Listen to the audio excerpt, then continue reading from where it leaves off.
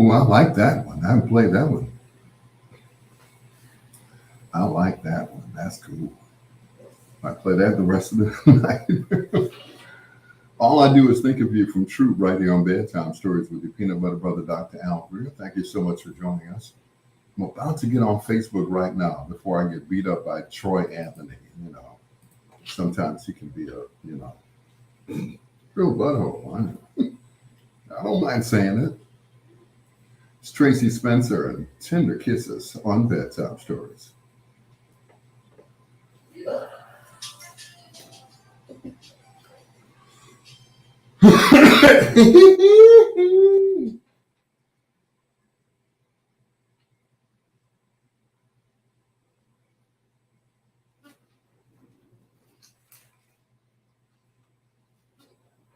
Mm.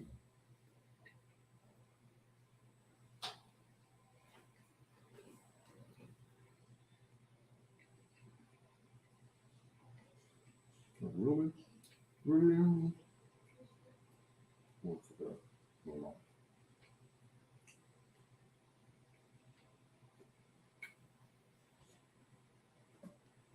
now. Well, that's serious, huh? Mm.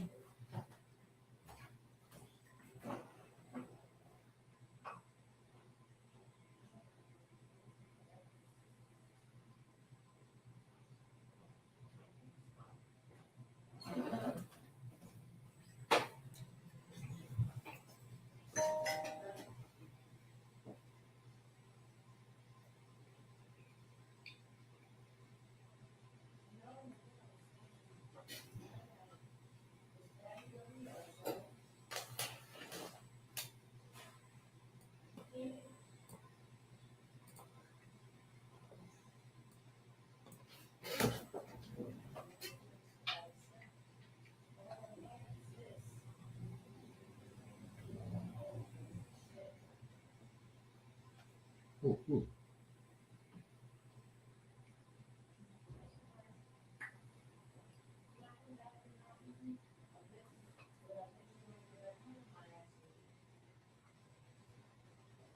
Okay.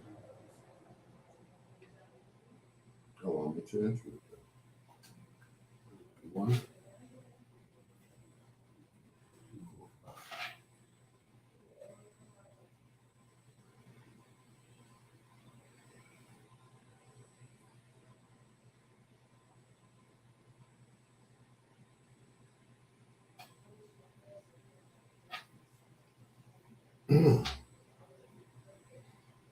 There we go.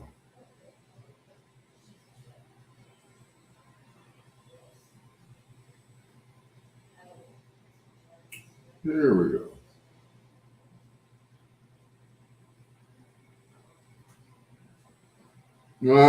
With all his zingers.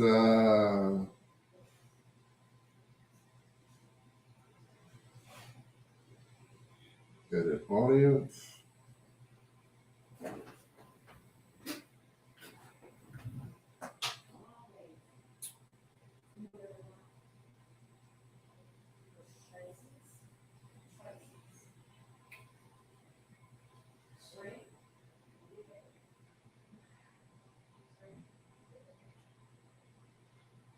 And we're on. Bam. And just like that, we're on.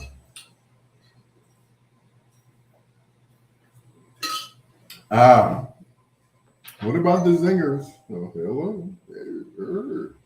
Guess they're not listening to bedtime stories. Ah, are they? John Caldwell, Troy Anthony, aka the Super.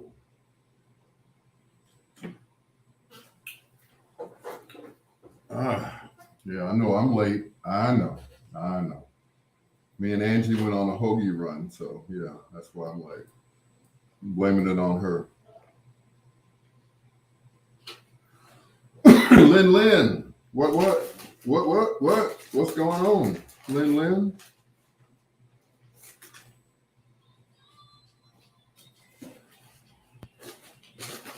Yeah, we went on a hoagie run. Hoagie. Mm. Plenty of oil too. Mm-hmm.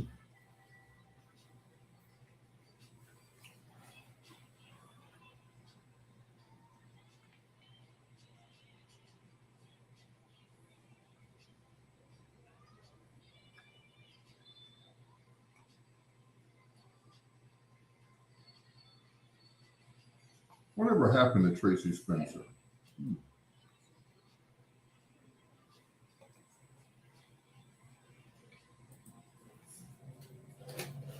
Whatever happened to her?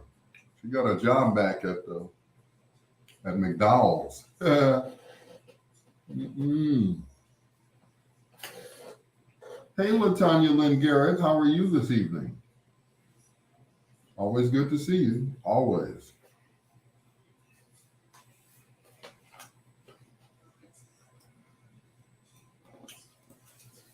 Are you are you working tonight, Latanya? Working hard or hardly working? Which one?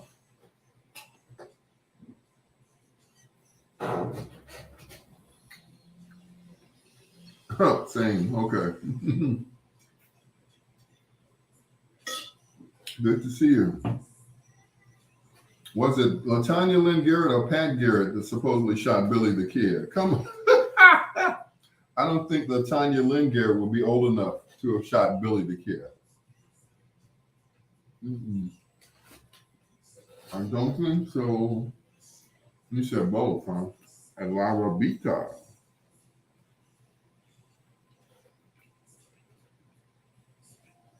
It's like every time I pass Lara Bita, I always think about you. I don't know if you're at work or not, you know, but one of these days I'm just gonna stop through and see if you are. Since you're always working, but you do what? Third shift?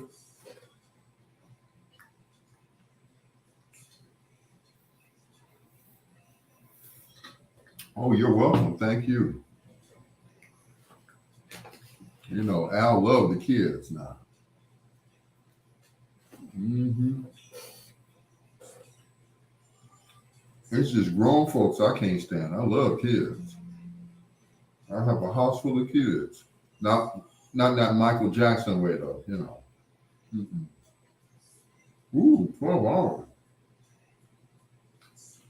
Hey girl, I bet your paychecks be fat. Mm-mm. You just won't be awake long enough to spend it. Now, I'll help you spend it though. Oh, don't worry. I'll help you spend it.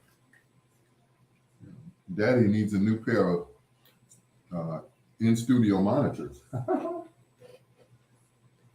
Hmm. That's right. 12 hours. Dang. I don't know if I could do that. Mm-mm. I think the longest I've ever been on the air at one time was like maybe 10 or 12 hours. You know?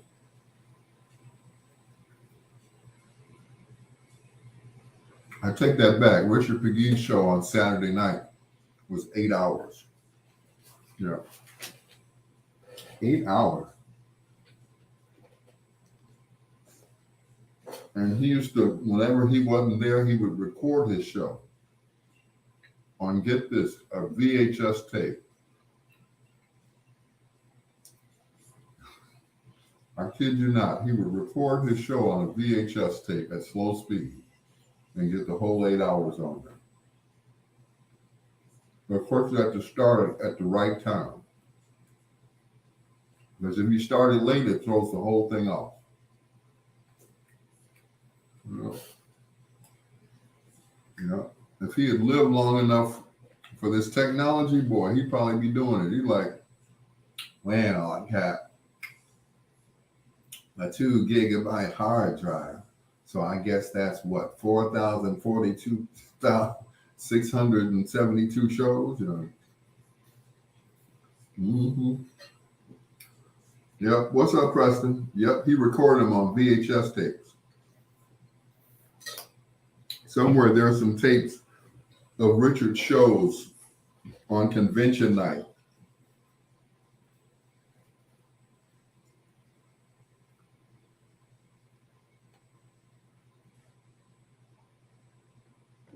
I sure do miss her, my Nana.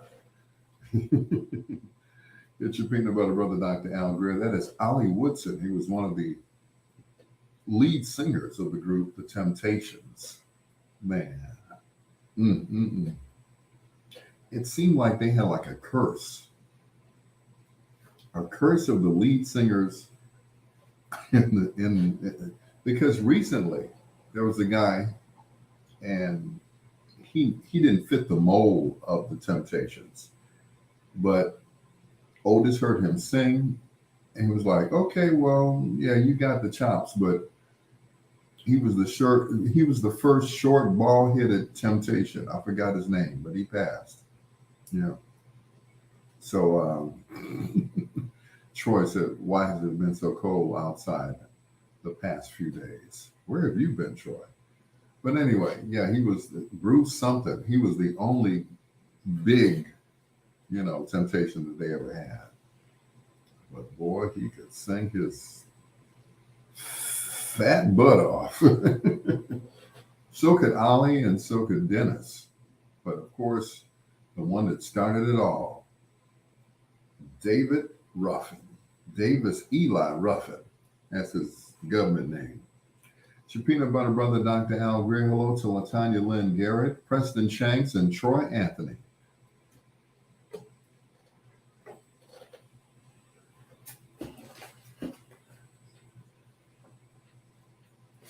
Mm-hmm. Mm-hmm. Troy, where have you been where it's cold? Mm. I thought you lived in Michigan.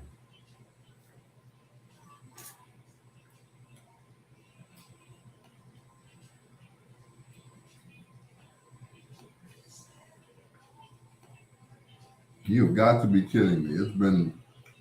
We've had almost 100-degree days every day. I'm like, good grief. But I'm not complaining because I'll take the heat any day over it being cold outside. You know, don't get me wrong, I was born in the wintertime, but I do not like winter. Mm-mm. I don't like it. I don't like winter at all. The only thing I like about winter is the fact I was born in the wintertime, December 23rd. That was the only good thing about being born and come to hot Atlanta if it's cool cool to you. I would I would love to come down to Atlanta. They have mild winters down there because it's down south. I would love to live down there. Hmm. Or Memphis. You know, yep. It's so much history in it in both cities, Atlanta and Memphis. You know, Memphis, they have the Stax Museum. Atlanta is just, everybody who ever came out of Atlanta, Jermaine Dupri, Usher, TLC, all of them. And of course, LA and Babyface had their operation set up in Atlanta.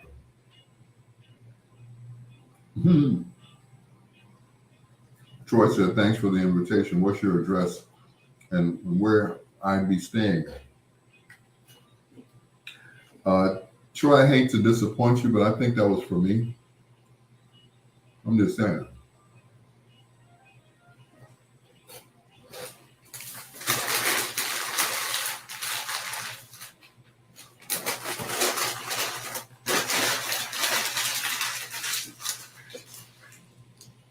Yep. Where are my spies? I don't see any spies. Most winters are mild and for the most part, don't last as long as in Chicago. I know that's right. We have the worst winters, the worst.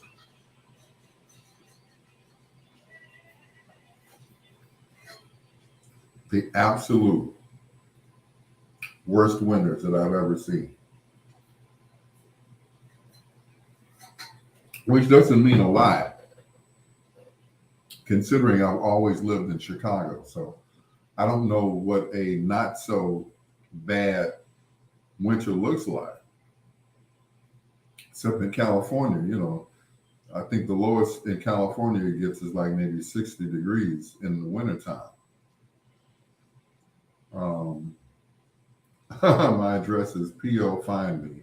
Gone Lynn Lynn, formerly Lynn Rowe, also known as Linda Robinson. But anyway, Lynn Lynn, P.O. Find Me. Mm-mm. Yeah, I'm sure that was for you, for me, Troy. I'm just saying.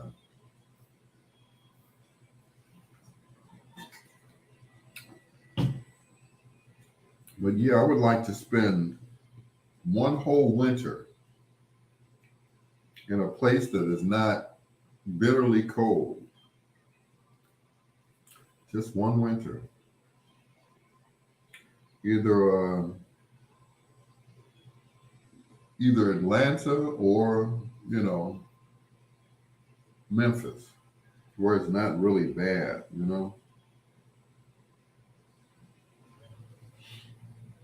I would love that. Just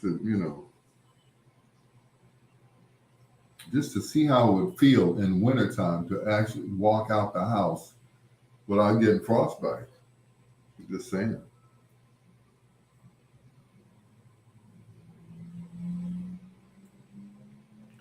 Talk about a beautiful winter that would be. A wonderful birthday. You know, I'd have a birthday party down in Hot Atlanta. Yeah. Bass! How low can you go? Lady Lynn Yolanda, hey you, Memphis is nice. Um, are you saying that because you're from Memphis? I'm just saying.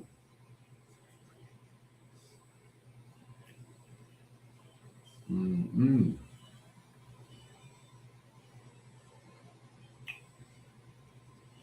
Moving blankets. Good evening, Chris Bass. Did you know about this moving blanket thing?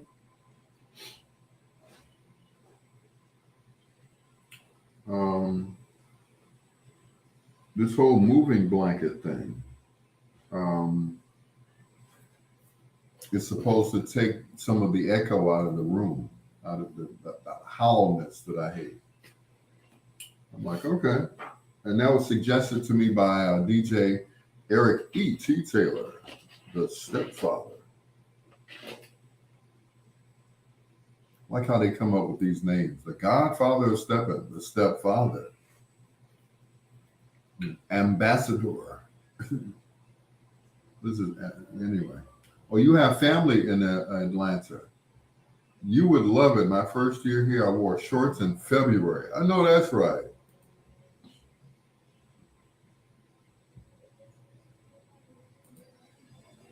I would take a picture of me standing outside in the middle of winter with shorts on my birthday. It's like, this is how I want to spend my birthday every year. Only if they would let me do what I do remotely. That would be wonderful if I could just, work somewhere else. Well, I mean, work, yeah, work out of my own house. They won't let me do it. You know, they will not let me do it. Anything that I can do at WVON, I can do here. Yeah. It's called Team Viewer. I can see the screen. I'm it mirrors the screen that's at work, and I get to see what's going on. So I would never, miss a day at work because I'd be at home, work. I would get up, log in, just like my sister does, and, uh, log into the, what is it, where you punch your card in or whatever. Yeah. And that would be it. I would do my show. I do the B-sides live every night for 3 hours, all the production, everything. Stuff would get done. There'd be nobody around to mess with me. Because, see, before Delvin Randall took over, that other guy who will remain nameless, hey, Al, what you doing? I'm like, production, I'm working. Yeah. It's what I do. It's the production room. Hey, Al, what are you doing? Hey, let me show you this TikTok video or YouTube video. I'm like,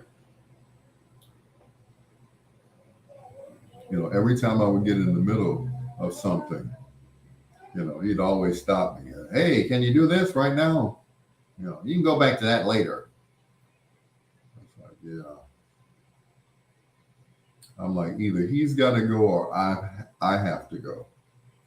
So finally he went. I was like, there is a God. Not that I ever doubted it, but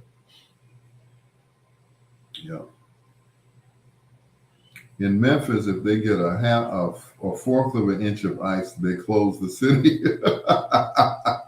Hell no. Mm-mm. Yeah, he was definitely, And today, I'm thinking, he gone, right? He's working somewhere else.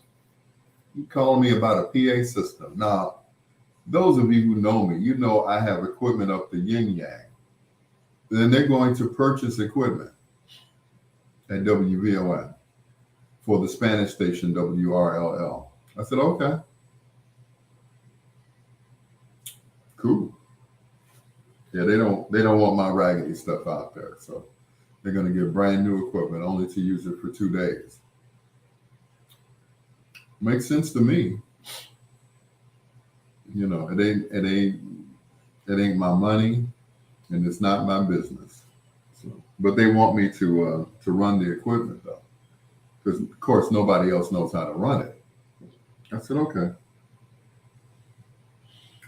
Friday and Saturday, I'll be at Fiesta del Sol. Some people disturb your peace with their presence. I know, right? I think that's the other way around. They disturb my my presence with their peace. Anyway.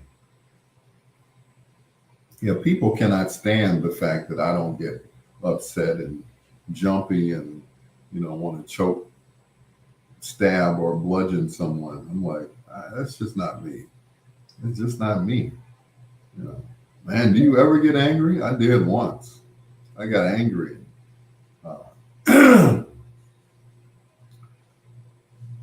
Yeah, so for 14 months I was on probation. I couldn't leave the house unless I had a signed contract as to why I was out the house after 7 o'clock. Yeah. It's the Sister Teresa. I must have dialed the wrong number because I was looking for you to help me move. And I must have dialed the wrong number. Either that or you changed your number. So if you still have mine, or just hit me up on Messenger and give me your new number. The Sister Teresa.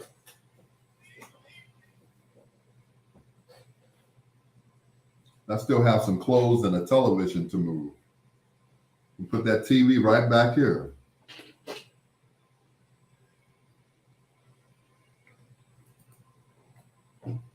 From Oakland, Tower of Power, and you're still a young man. Right here on Bedtime Stories, the show designed with the lovers in mind.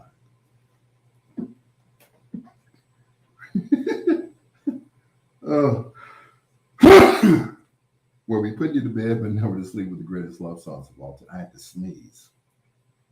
So those of you who are watching me on Facebook right now, oh, no wonder. Okay.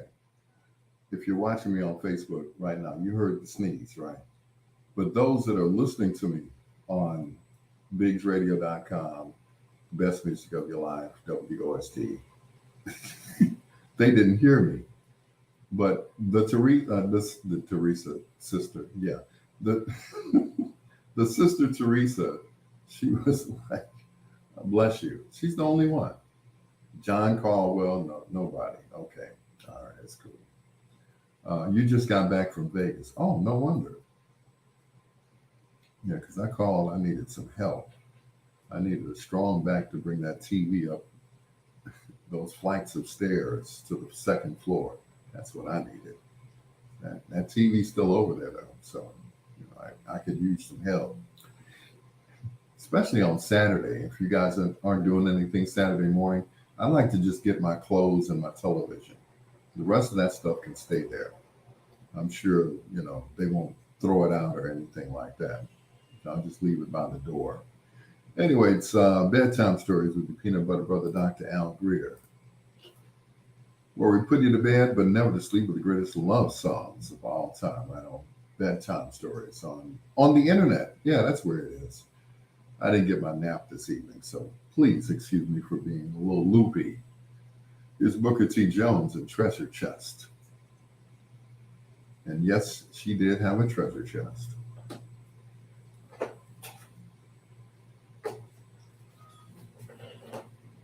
How big is the TV? Can it fit in my truck? Yes. Not that, I think it's like a 55 inch, 52, 55, something like that. But yes, it could fit in your truck. Yes. I just want to give them a TV and maybe mount it on the wall behind me, and I can have my logo going on.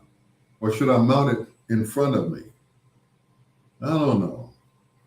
I mean, I can always turn my chair around and look at the television. I mean, that way it'll be like a twofold. The television can have the logo up there while I'm on the air. And then after I get off the air, I just watch it like what it is, the television. So, but yeah, I still have clothes and I have, I heard the current heat wave was caused by the CO emitted from Bobby Brown when he walked to his mailbox. Bobby Brown's going to get you, sir. He is going to get you, sir.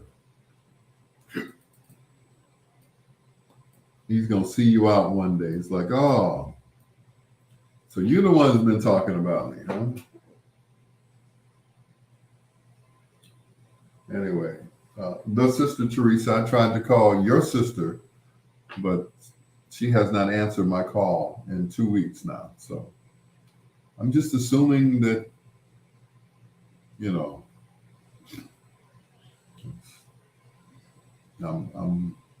I'm out of her life.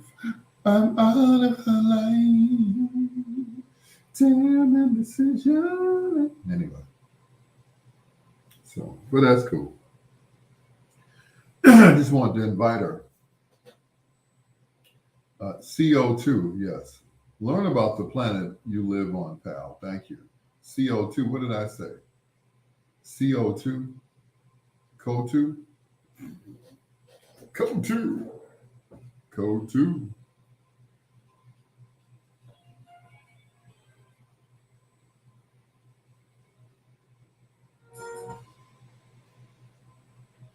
Anyway, CO2. Don't forget to share the live video, please, on your pages where it says like, comment, and share. Just hit share. Yeah. Not to be confused with Sonny and Cher. Thank you, Troy. Anyway, so a young lady whose name I will not call out because people get upset when you call them out. This young lady borrowed $1 from me on the Cash App. She said she would pay me back. I said, okay. So she sent me $1. $1. I said, now I need $49 more. Um, of course, her response to that was a heart. I was like, oh, okay.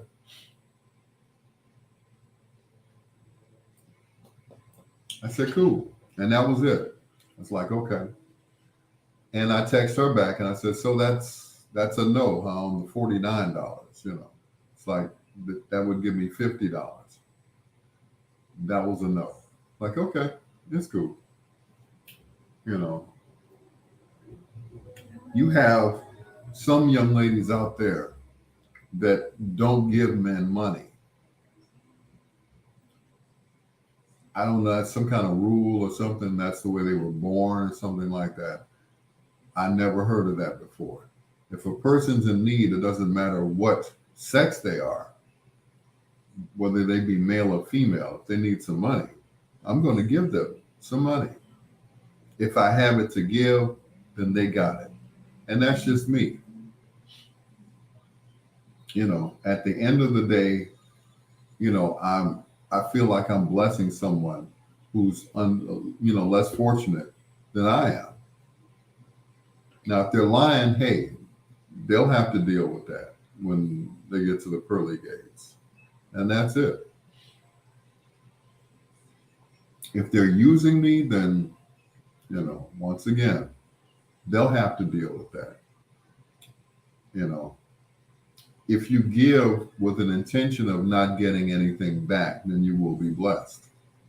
You know, and that's it. If you bless someone and with an expectation of not getting anything, let you hold five. Sure. If I had it to give you, I would. The only thing is my account is in the negative, except for my savings. If I move money out of my savings account to my checking account, it'll still register zero. I don't, and I just don't want to move that money into, my checking account because I'm going to end up not having any money. So the only thing I can do is just to wait for payday, and that's it. That's all I can do. Wait for payday.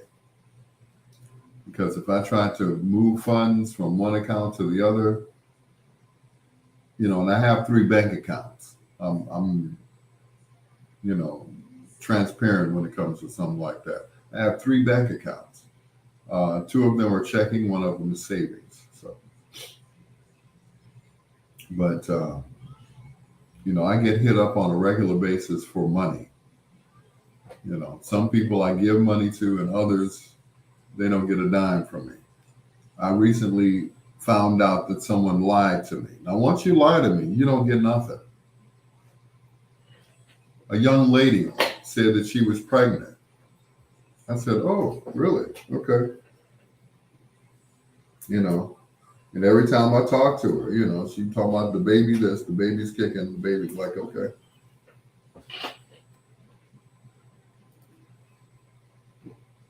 The late Michael Henderson, along with Gene Carn and Valentine Love, from Norman Connors right here on Bedtime Stories, the show designed with lovers in mind, where we put you to bed but never to sleep with the greatest love songs of all time. Hello, my daughter. She said, "Hi, Daddy, love you, and I don't need any money." Well, Daddy needs some money. That is so sweet. I can't with you today. Somebody was asking me. I was having a conversation with one of my god sisters, and she was saying how wonderful her daughter was. She said, "I can't believe she came out of me." I said, "I know what you mean." And of course I started talking about Larice. I said, "Oh, she's got a blog. It's called The Chef's Kitchen, and she's got this and she's got that, and she does YouTube videos." And before I knew it, I had just totally cut her off. Like she was getting ready to tell me about her daughter. I was like, "Oh, wait, let me tell you." It's like, and she's done, and she did everything in order. She went to grammar school, she went to high school, and she graduated, she went to college and she graduated, she went to grad school and she graduated, then she got married, then she had kids. She did everything right. Am I bragging? I guess I am. Anyway, I love you too, Louise. You know, I have to play this song for her. I had this idea for a video, and then at the end of the video, she says, "That was kind of creepy, Daddy." Here's the song, Billy Paul. You remember that song, Me and Mrs. Jones by Billy Paul?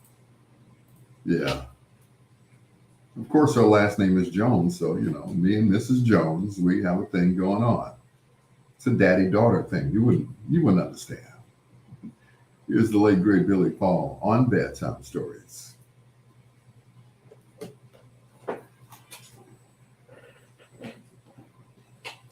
I like his version too, John. Yeah, I do. I was just about to offer $1,000 for the first Larice I met. Fortunately, she doesn't need any money. Fortunately, she's married. She married her high school sweetheart. Yeah. So ain't nothing happening there. And they have 2 kids together. And no shade on my other children, but both of her children are by the same fella, her husband. No shade now. Don't get angry or anything like that.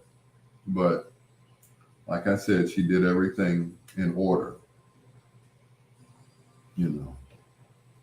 She finished school, she got a job, she came back here after school and was running, I think it was 3 different beauty salons. So, it wasn't a marriage proposal. It was an indecent proposal, I'm sure. Knowing you, Troy, I'm sure it was very indecent. But yeah, she don't get down like that. She loves her husband. That's it. She loved her some Brandon.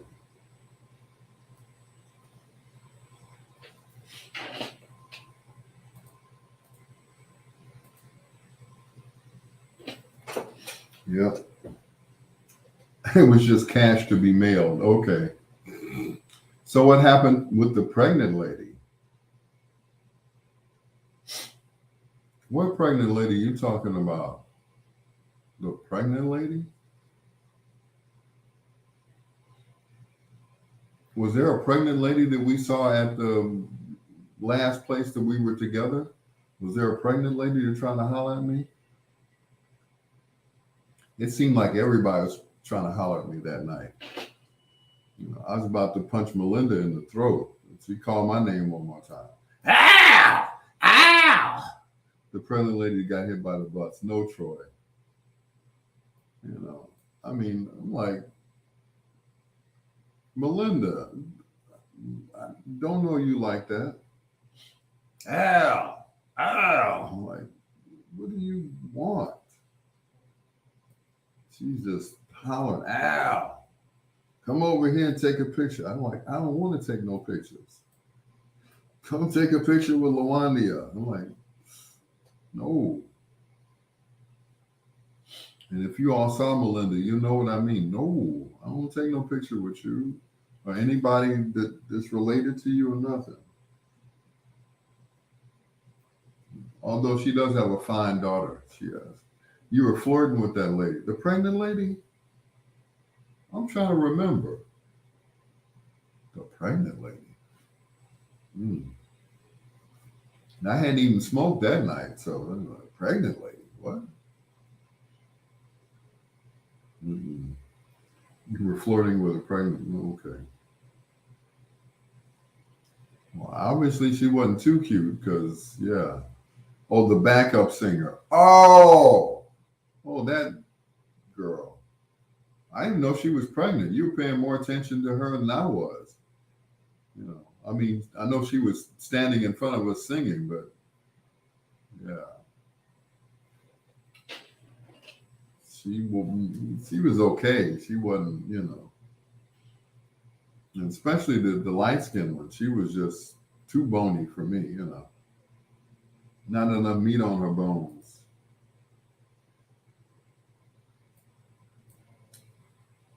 Now, none for me. Mm-mm. I don't think Rover want that bone. Talk about red bones. It was like little red bones. You're about to tell us about a pregnant lady you lied to that lied to you. Oh, it wasn't a pregnant lady. Well, yeah, she's a lady. It's a young lady who calls me Uncle Al. I'll say that much. Um, Thank you, Yolanda. Thank you. But it was a young lady that she, practically grew up in front of me. And, I was always around. So, I was Uncle Al.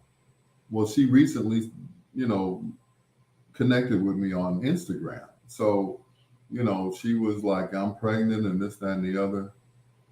And I said, oh, okay. So I saw her stepfather. I said, is your daughter pregnant? No, she on that stuff. I said, excuse me? Oh, well, she cut off. She never get nothing out of me again. She won't get a dime. She was getting, 5, 10, 15 bucks out of me at a time. I said, oh, okay. That's what we on? Okay, cool. You cut off. You are cut off. I don't play that. You gonna lie about money? You gonna lie and say you're pregnant? I'm like, oh, okay. I said, cool. You cut off. You can't have no more money. And don't call me Uncle Al. You are full of caca. And that was it. I'm like, girl, I don't play around like that. You pregnant. That's nothing to play with. You know, when I give a person money, I give it to them from my heart with an expectation of not getting anything in return. I expect them to just say thank you when I can do it. Like when my daughter does it, this other young lady, so on and so forth. You know, when they say thank you, then, they better mean it from their heart. Otherwise, next time, I ain't got no money for you. I don't. When they say I appreciate you, then I receive that, and I understand that if that's what they truly mean, that they really appreciate it, you know, like the song "Brothers Gonna Work It Out" by Willie Hutch. Don't throw up no peace sign if you don't mean it from your heart. Don't say peace if you don't really mean it. Don't tell me you appreciate me unless you really mean it. Don't tell me you love me unless you really mean it. You know. Thank you. See, I appreciate you for coming to see us while we were in town.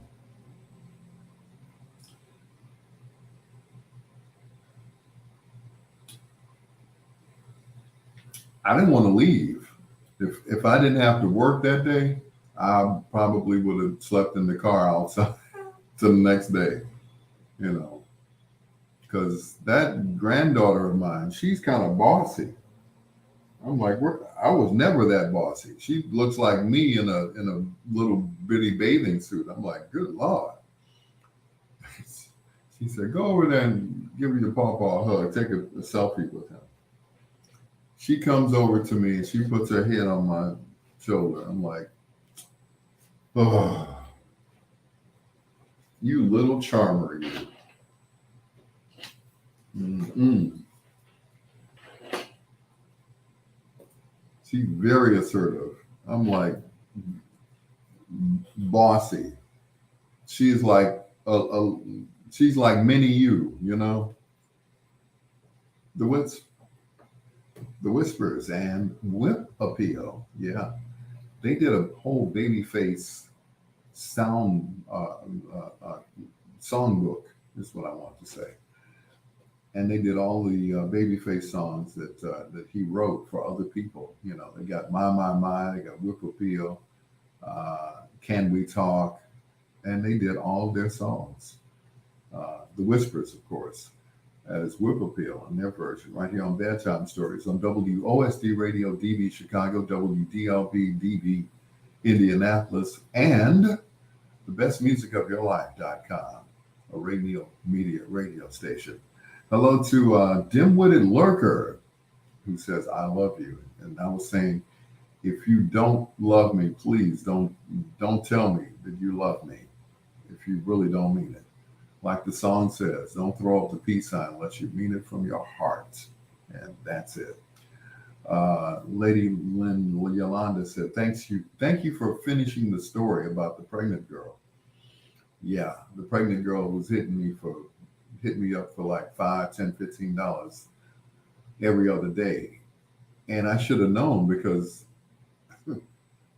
I had a cousin of mine who was hitting me up for like $5, $10, $15 a day. You know what that is, right? Yeah.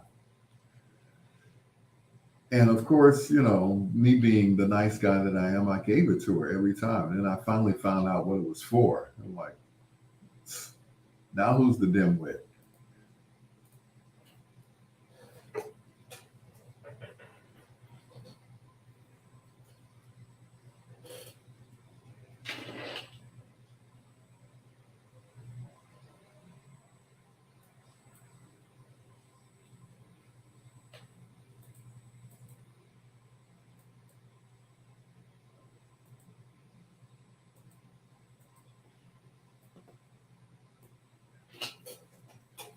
He said she's assertive. It's like we used to say about you. It's like she's been here before. You know, I remember when you were a kid. You know, talking about bananas. You know, so why do we eat bananas? Because it's plenty of potassium in them. I'm like, oh Lord, how old are you? She was 6 going on 60 then. Yeah, smart kid.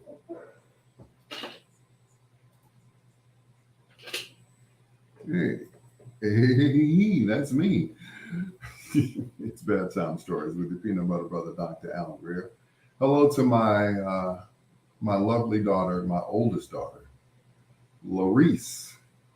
She is my oldest daughter. Now, if you count my cousin Tracy, who is older, whom I helped raise, and she calls me daddy, I guess then Tracy would be the oldest. But then again, she was born when I was like 12, 13 years old, right? Yeah.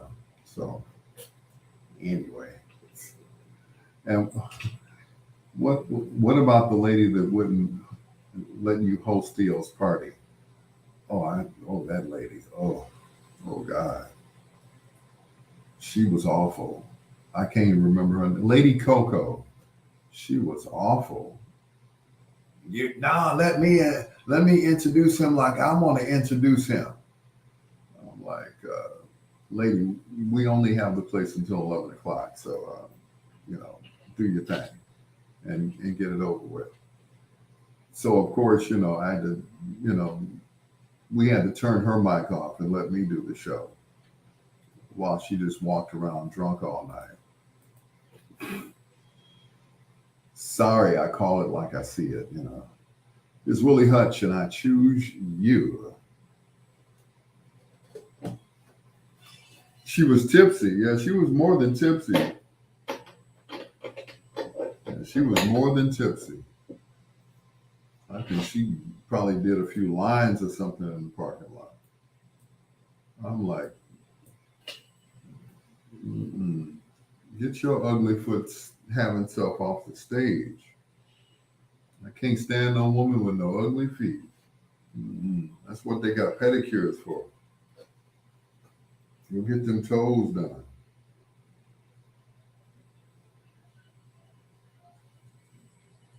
awful.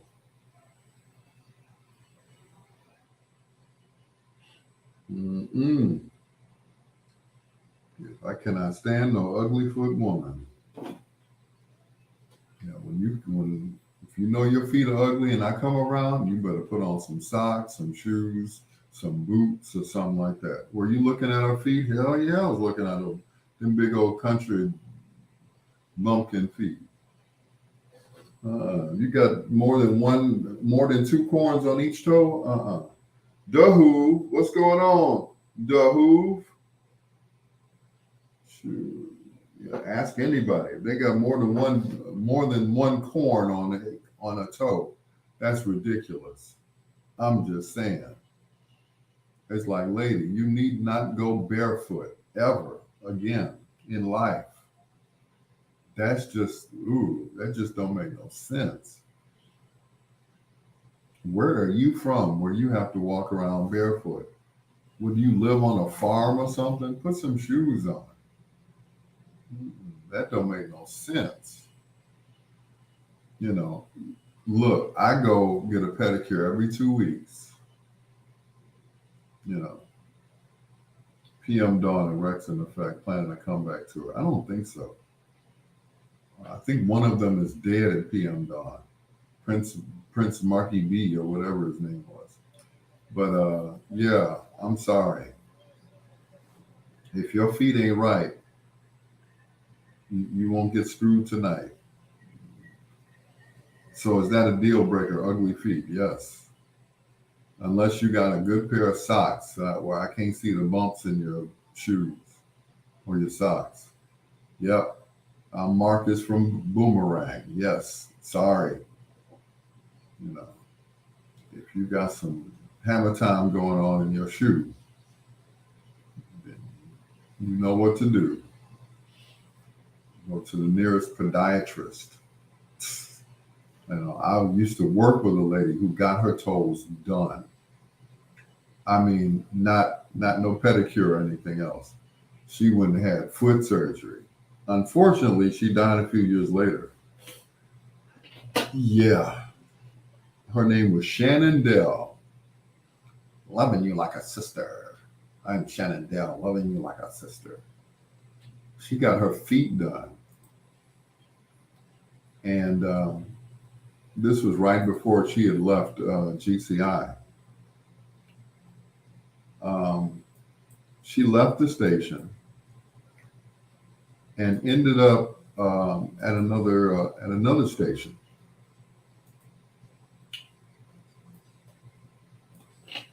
And they found her dead in her apartment. And I remember what's her name? Mitchell. Mary Mitchell wrote a story about her. A new listener, Mama T. Tracy Pate, says, you're jamming. Thank you, Mama T. Tracy Pate. Angie said, I can't stand men with bad feet. Just about everybody you've ever been with had bad feet. What are you talking about? Bad feet, hammer toes, you know, look like they've been walking on the other side of their feet. Yeah, all of them. Mm-hmm.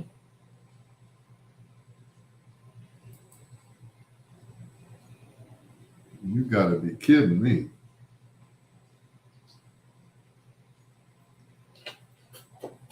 Hammer time. Don't touch me. Don't touch them feet. Hammer time.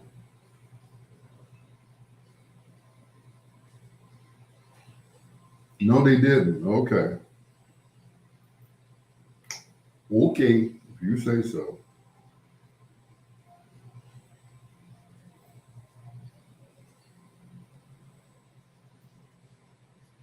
If you say so, then I'll believe it.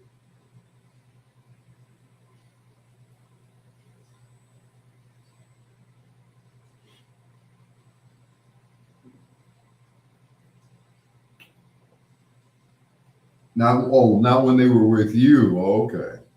So once they left you, they, you know, went to Hammerville, USA, huh? Dog automatic. Oh.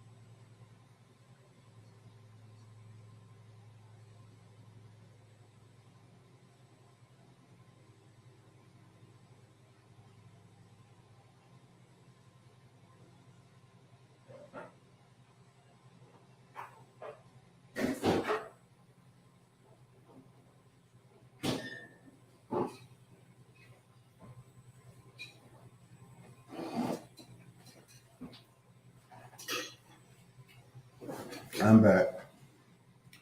Lynn, bedtime, nighty night. Lynn.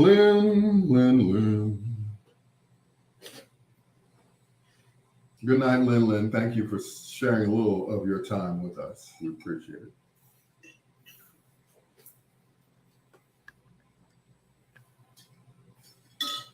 There we go. Not that that's any better, but okay. But thank you, Lynn. Night, Lynn.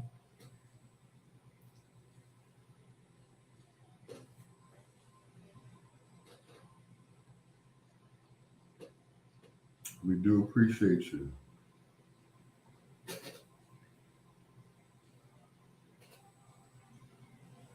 Yeah, I appreciate everyone. Thank you so much.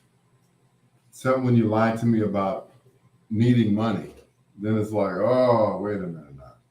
Because see, I don't, well, 9 times out of 10, I don't lie. I really need the money. 9 times out of 10, I need the money. You know, these so-called folks, you know, I'm pregnant. Woo! You should have seen the look on my face when her stepdaddy told me she wasn't pregnant. I was like, really? Oh, okay.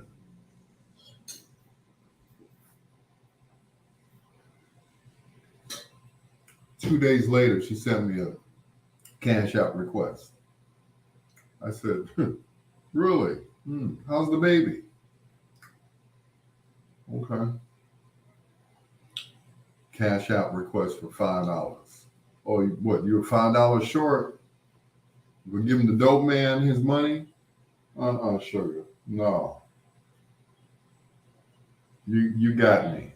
You got me. Okay. You can call me with my mouth open. You got me. Okay. It ain't gonna happen again. You got me. I was like, really? Oh, okay.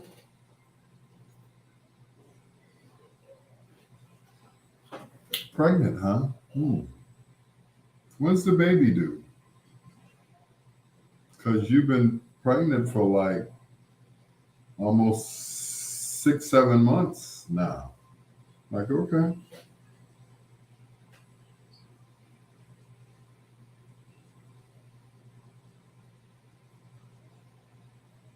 That's one thing. You know, you can lie to me about anything else. But when it comes to being pregnant, you know, I take that very seriously. Very seriously. It's like, no,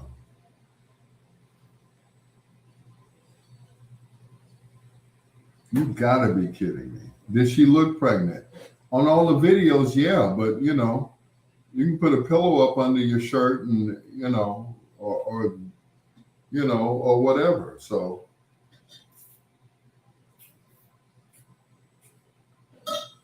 but yeah, she looked pregnant. But then again, you know, Troy said she looked pregnant in the butt.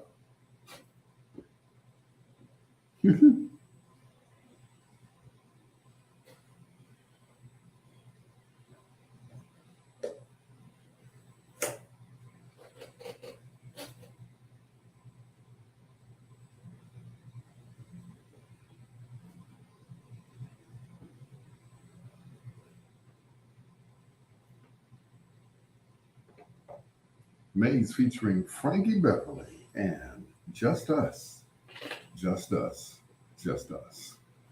It's your peanut butter brother, Dr. Al Greer. This is Bedtime Stories, the show designed with the lovers in mind, where we put you to bed but never to sleep with the greatest love songs of all time. Maze featuring Frankie Beverly. Now, the OJs are retiring.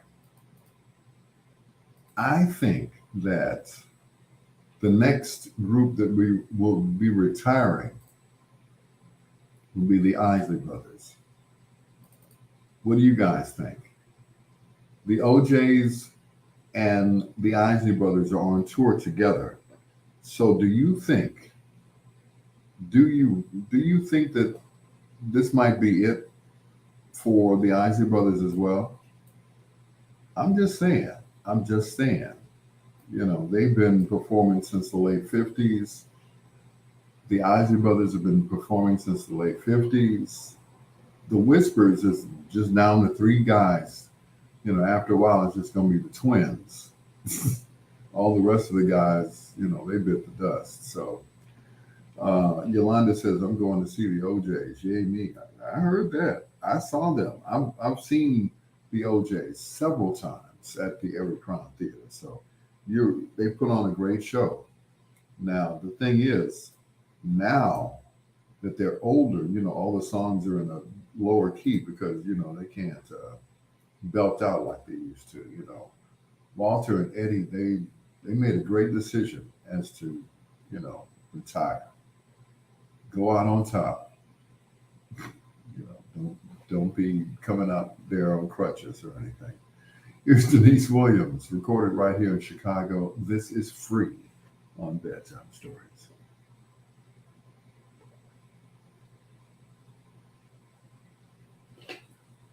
Whispering.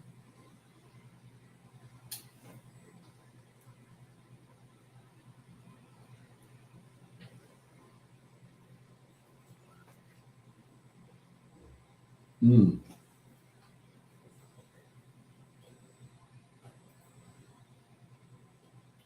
So today, so today at work, we had a discussion as to rim jobs. Now, I'm a little old fashioned when it comes to something like that. Ron Isley will have to keep working so he can continue to take care of his young wife and son. Yeah, pretty much so. But anyway, two of my, you know, co-workers were having a conversation about rim jobs. Now, that's not what we call it. We call it tossing salads, or it is what it is, licking somebody's butt. Now, my thing was, they asked me did I do it, and I said it depends on who it is. That's a big if. Depends on, you know, they got to be super clean. I mean, zestfully clean, pine sol clean, whatever. Tossing that salad, yes. I've done it, but I can count on one hand how many people I've done like that. On one hand. And both of them had my last name. Not something that you do to everybody. And I said, you know, when I get married, yeah, I'm doing everything. I'm sucking toes, I'm licking booty, I'm everything. You know, I'm gonna stick my tongue in your ear, baby, so you can hear me coming, baby. So John said he's done it too. Yolanda said, oh, my licking butt? Yes. Do you know, fellas, I'm gonna tell you this. I'm gonna tell you this, fellas. And John's already done it. Troy probably, yeah. If you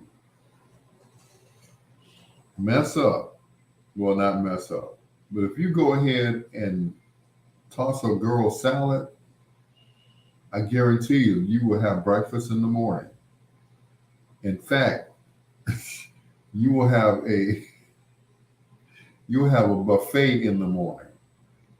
She will get up and scramble your eggs. There'll be a pan of eggs, a pan of sausage, patties and links, hash browns, all of that stuff. Yeah. Al Greer has tossed more salads than Richard Simmons. But I'm telling you, fellas, I'm telling you, your clothes will be in the washing machine and the dryer when you get up. Yeah, that's, and like I said, I don't do that to everyone. I just don't. The two people I did it to, I was married to. So, if you ever do that, fellas, it better be with somebody who first of all, who you really like, who you plan to spend the rest of your life with, and they got to be super squeaky clean before you go in between. I'm just saying, if it's what you crave, then go for it. I mean, some guys, they just like the regular keyhole, the regular mailbox. I'm just saying. But some of us more adventurous guys, and you know, it's a whole different story. But you got to be married to them, basically, either married or just deeply in love, and you're going to plan to spend the rest of your life with that person. I'm just saying, because, once again, you can't do it to everybody. I remember the first time that and we're all adults here. First time I went down on a girl,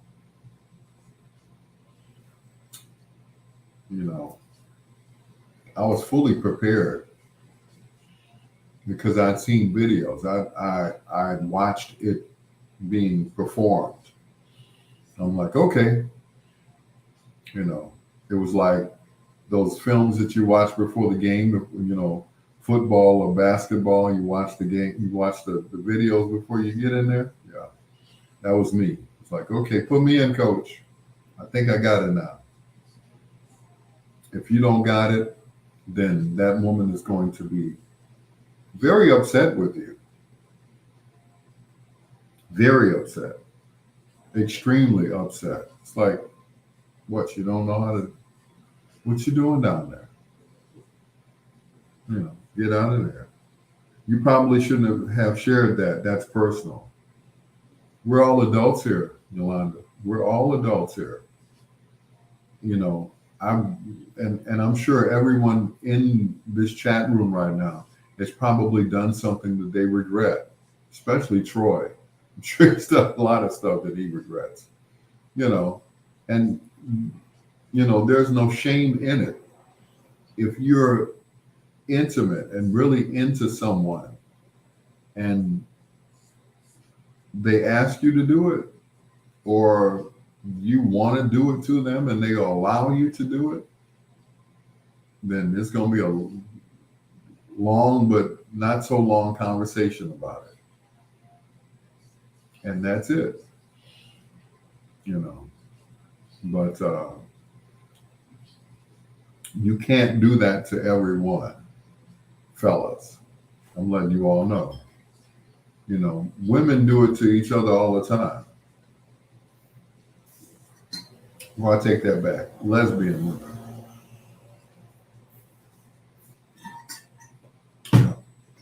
Yes, Troy, John Caldwell. Yeah. But my thing is, if you're going to be with someone, for the rest of your life, then do it. I yeah. If they're clean and they're willing, do it. Do it. Do her. Yes. So that's it. But once you do it, there's no going back to just regular, average, everyday Joe sex. You can't go back. You can't go back to nothing again. That's like the pinnacle. You know, that's like when, uh, once again, we're all adults here. That's when a woman goes down on you. That's one thing right there. But when she's intimate with the boys down there, that's a whole nother story. It's on a whole nother level. It's gone up to 10. Before you was K through 8. Now you're at 10. And everything you do after that, it's got to be super califragilisticexpialidocious. I'm just saying.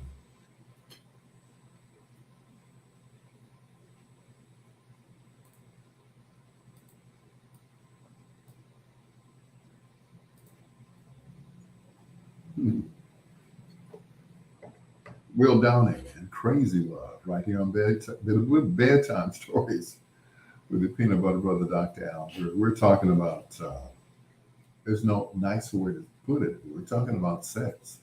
Troy Anthony said, you guys are gross. Come on, Troy. I know you have tossed a salad once or twice in your life. I'm sure you have. Everybody does it at least once. But it's got to be with that person that you plan to either spend the rest of your life with, who is willing to let you do it, and number three, a one woman who is like, she got to be super clean. I mean, like right fresh out of the shower, bathtub, whatever. Victoria's Secrets, Pine Sol if she stank. Did I say that? Yes, I did. If you're going to do something like that, it has to be very special. It has to be one of those nights where, you all go to the show, at the Icon Theater downtown in the South Loop. I know exactly where it is. I see it every day. After that, you go to a nice dinner, maybe the Cheesecake Factory in the Hancock. And then afterwards, you go back to her place. She goes back to yours. And it's got to be special. Really super special. Like I said, she got to be like zestfully clean before I even consider it. And guys, she can't have hammer time going on in her shoes. Y'all saw the movie Boomerang. You know how I get down, right? Yeah. And some of the big girls I've been with, they had some pretty feet. There was some Flintstones, but they were cute. They had the corns on them and stuff. The vegetable gardens going now.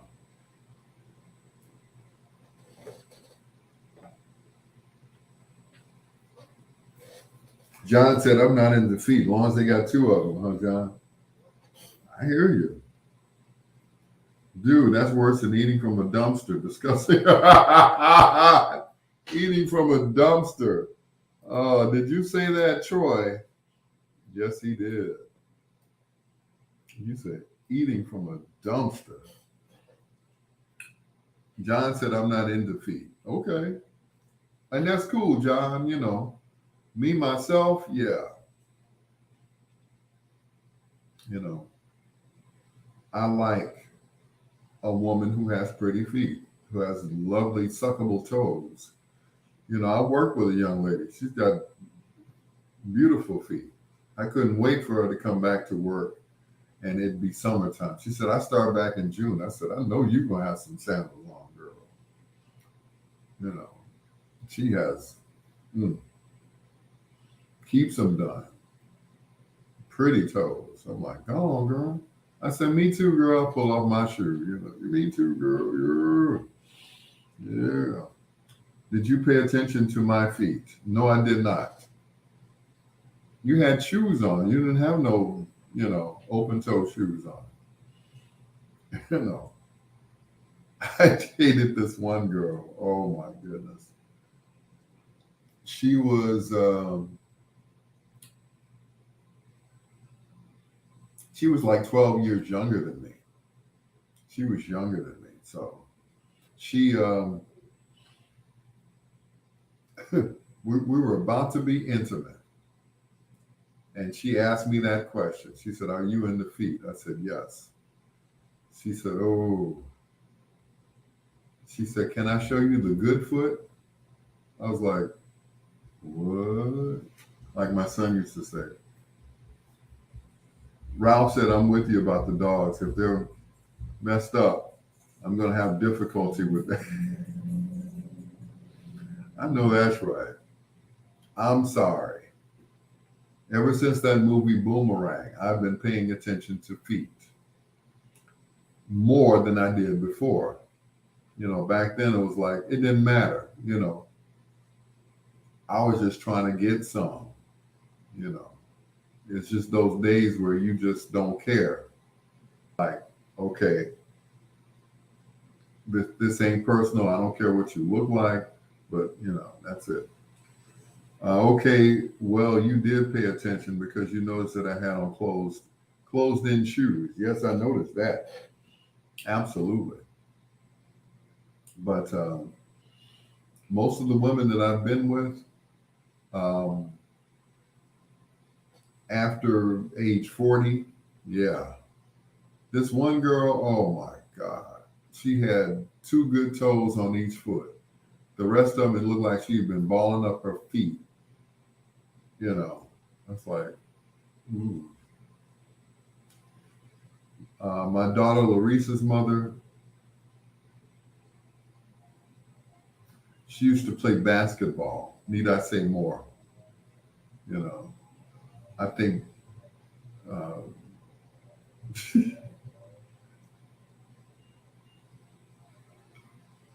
I'm just saying she, yeah, they were not attractive at all. And I tried to, I tried to ignore that. I tried to, you know, I just couldn't. Your feet are just, She said, "Well, I go, I've been going to, get a pedicure. My toenails are starting to grow back." I was like, "Grow back? You mean it was worse than that? You had no toenails? Oh, that's from playing basketball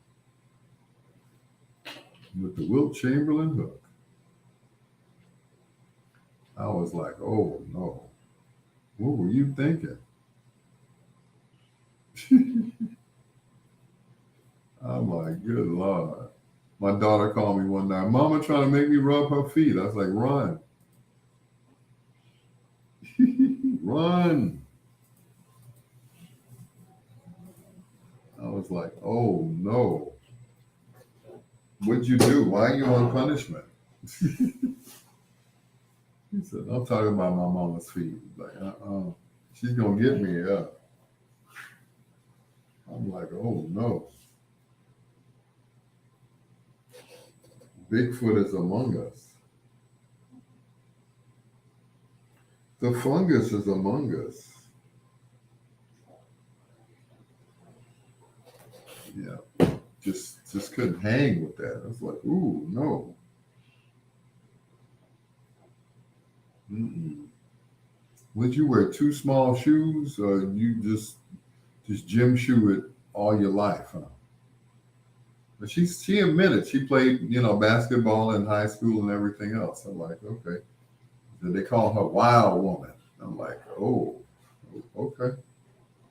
All right, Wild Woman. Mm-mm. You go ahead, Wild Woman. I was like, oh no, what were you thinking? Mm-mm. What were you thinking? She was probably thinking that she would play some Willie Hutch, please. Okay.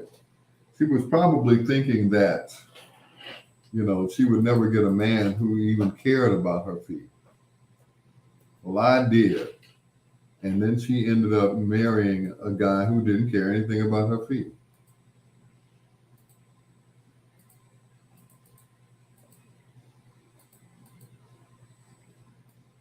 And that's cool.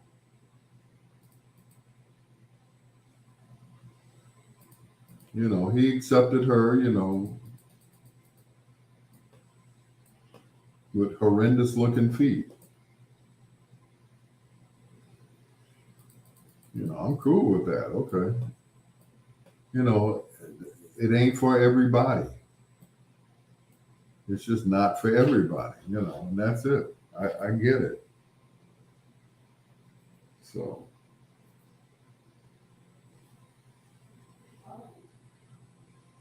you know, the fungus is among us. Yeah. You cannot, yeah, you can't, you know,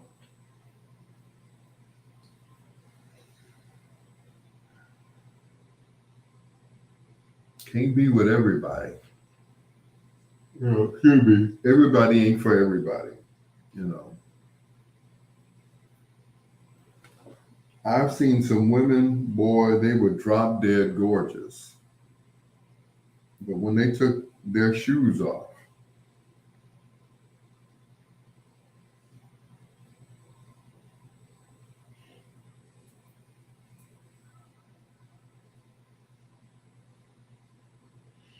all deals were off. I was like, oh no. Mm-mm. What's that song? Oh no. Oh no. Oh no. Mm-mm. That girl said, "Well, I'm going to show you the good foot." I'm like, the good one? Oh no. You got to be kidding me.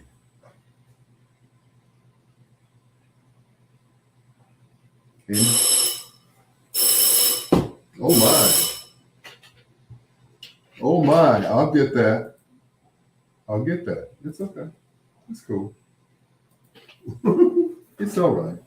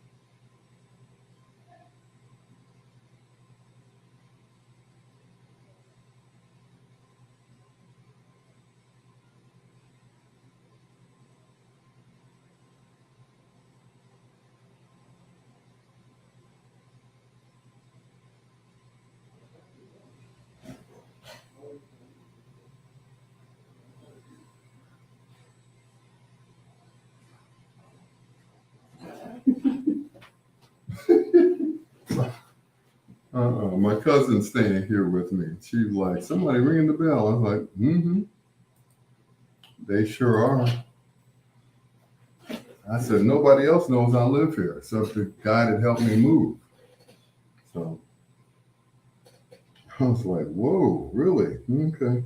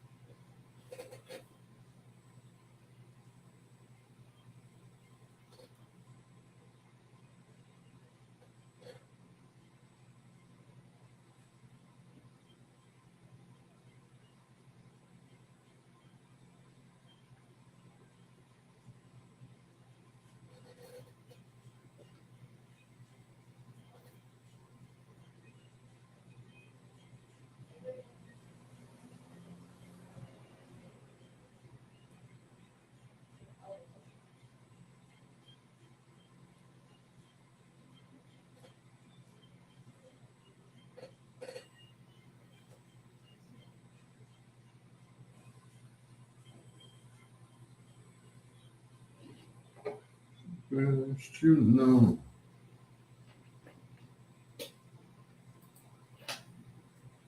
The late great Barry Eugene Carter White.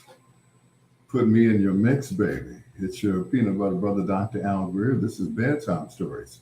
The show designed with the lovers in mind, where we put you to bed but never to sleep with the greatest love songs of all time. Hello to Luana Trailer, who just joined us on Facebook Live. I appreciate you. Thank you so much for joining us here on Facebook Live, as well as Bedtime Stories on WOSD Radio DV Chicago, WDLB Indianapolis, and the bestmusicofyourlife.com, a Ray Neal media station. Also, speaking of which, hello to the Hoove, Ralph Hoover Liggins Jr. Thank you for hitting me up on my Facebook Live as well. Yolanda wanted to hear some Willie Hutch. Here's the first of two in a row. This is Paradise on Bedtime Stories.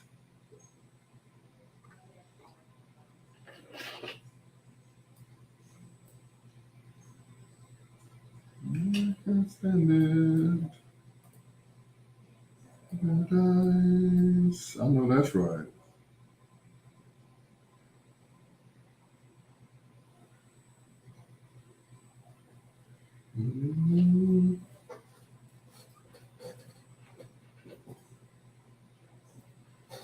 Mm-mm. That takes a lot of guts, boy, to come over to somebody's house at 11 o'clock at night asking for $3. I'm like, bruh, you don't you don't know me like that.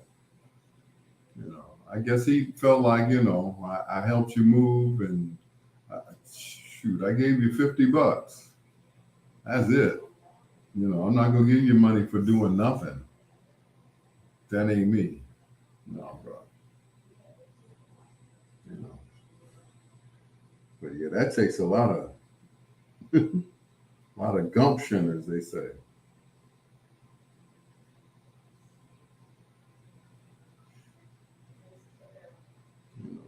Bless his heart. Because I sure wouldn't go over nobody's house at this time of night asking for no money. I'd be on the side of the road somewhere waiting for, you know, roadside assistance. Are you still LARPing on the weekends? I sure am. Yes, sir. Casanova Hova, what's going on, cuz?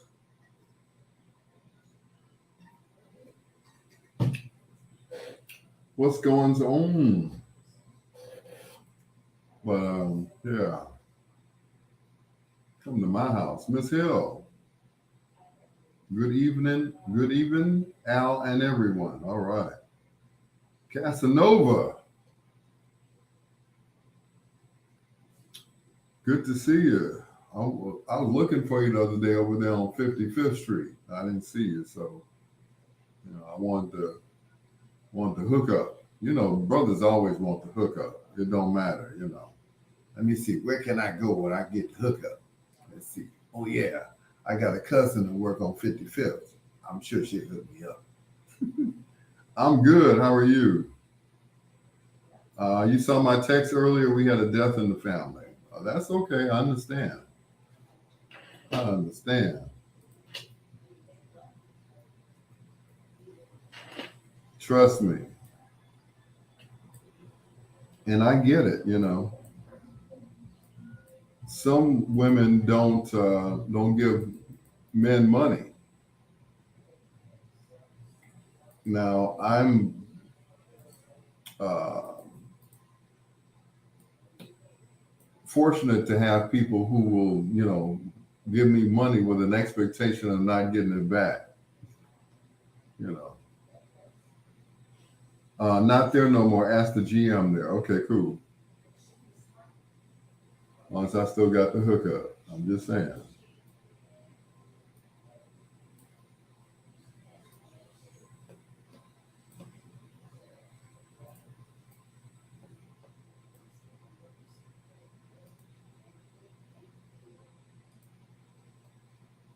Oh, really? Oh, we're gonna do that again, huh? Oh, my computer totally froze up again. Oh, okay. All right. That's what we on. Okay, cool. All right. It's all right. Okay. It's bedtime stories on WOSD Radio, BiggsRadio.com, and the best music of your life. Hello to Casanova Hova, who is my cousin. She said, I got my own store. Well, let me know where it is because I'm gonna come see you there. I'm gonna come check you out. Um, Yolanda said he came all the way to your place for $3. Yeah, he did.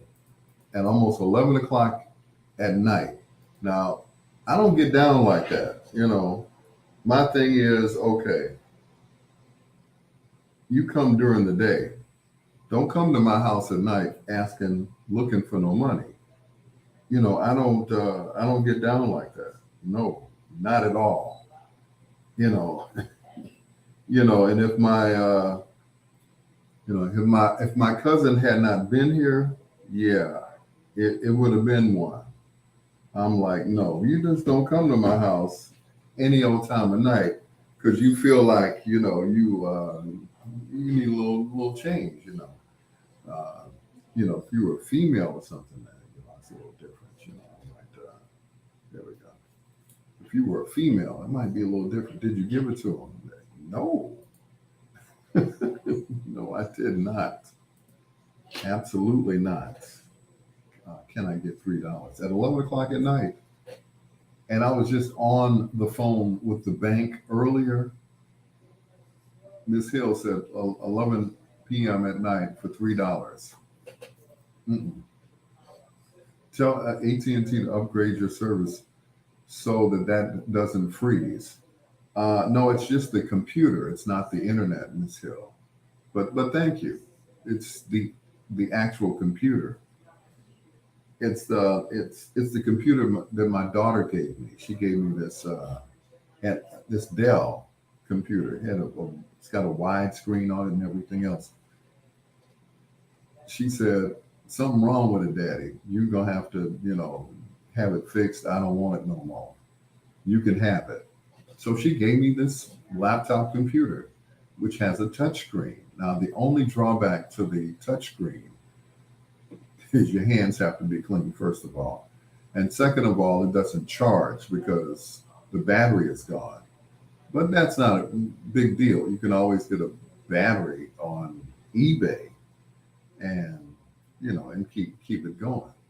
But I like it because it's a touch screen, and I've never had a touch screen laptop before. So this to me is really cool. So I kind of like it.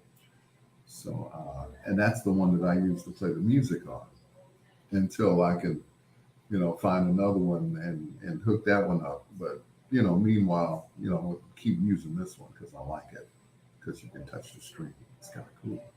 But anyway, back to the 11 o'clock at night man. His name is Tracy. Now, he saw me moving in the day that I moved in, and he asked me that I needed any help. I said, sure. So, he said he's a professional mover. I said, okay. But then he showed up at my house at 11 o'clock at night, holding a cup in his hand, asking me for $3. Bruh, I don't get down like that. What makes you think I'm up at 11 o'clock at night? First of all, you got a cup in your hand. I mean, you could have left me a note in my mailbox and said, hey, this is Tracy. I was in the neighborhood. Do you need, me to help you with your television or something like that? Bruh, you don't just show up at my house that time of night. I ain't that brother, you know. I'm cool, but I'm not that cool where you can show up in my house asking me for $3 with a cup in your hand. Bruh, is Betty Wright on Bedtime Stories.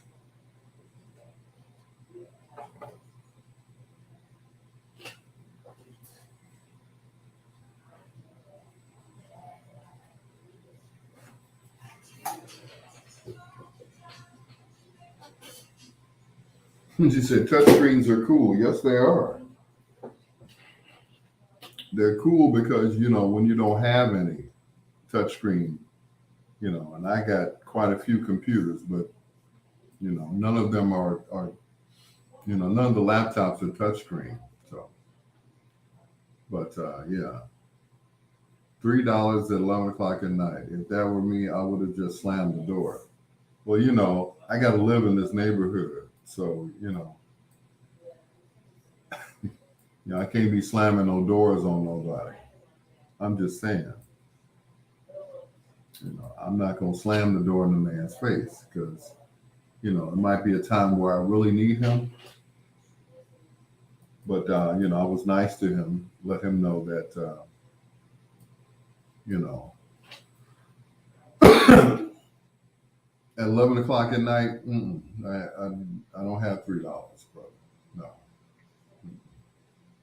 No, and if I see him during the day, I might, and like I said, my cousin is staying with me, so I didn't want to get indignant. You know, she would have had to testify. You know what I'm saying?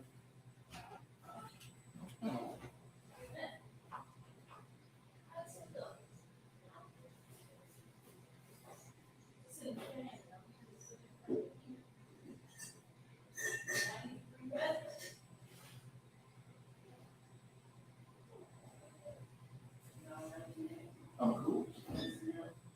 Doing what? Ordering water? Yeah, it sure is heavy. Sure is heavy.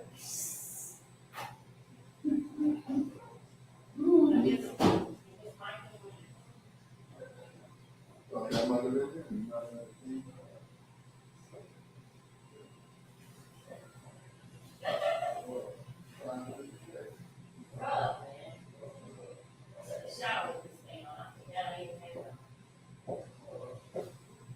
You're 5 minutes away. You can walk here. I'm like, okay. I'm like, okay. Oh, it's bad over there. I'm like, it's bad over here? A block away? Okay. Well, man.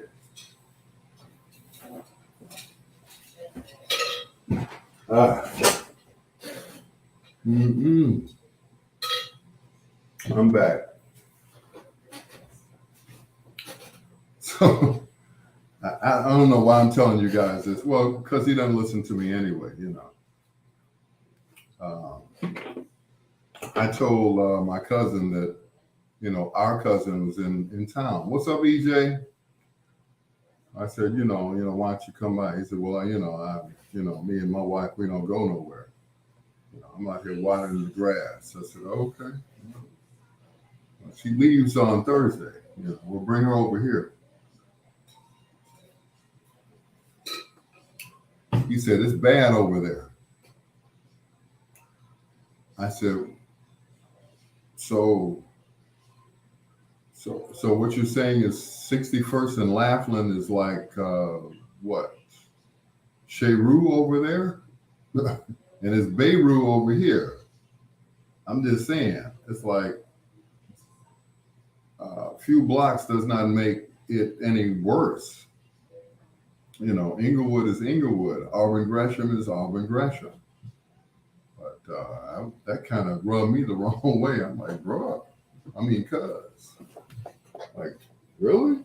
Really, cuz? Is that how you feel? I'm like, really? Oh, okay. He said, yeah, you can bring her over here. Like, nah, bro.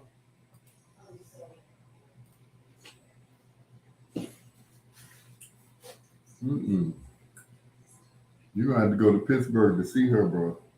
Get down like that. What? What?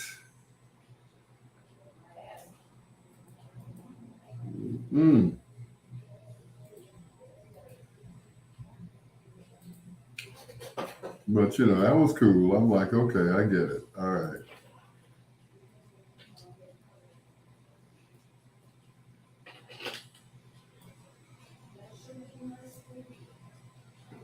I'm like, you are like a few blocks away from me. I don't drive. Okay. Okay, that's cool. I get it. I get it. It's cool. But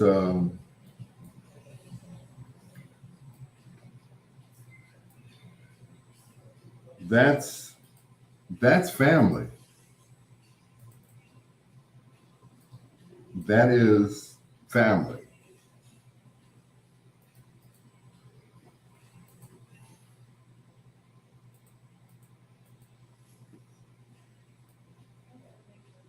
I just thought, since we haven't seen each other for a while, I'm like, hey, we're close. We can converse with each other. But I was like, man, I was totally turned off. Totally just, bro, you didn't even have to do that, man. That's cool. Well, my wife is working on what do you say? She's working on a children's book. So she can't leave the house, but she's working on a children's book. Okay, cool. And my thing is, okay, it is what it is. You know, we haven't seen each other in a while. The only time we see each other is weddings and funerals. And, and that's it. But I thought, man, you can't come over my house in broad daylight. It was still daylight, when I invited them over. Take a break, come on over, uh, take a shot with me, you know,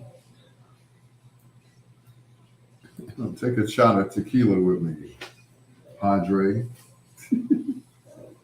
I was like, really? Okay.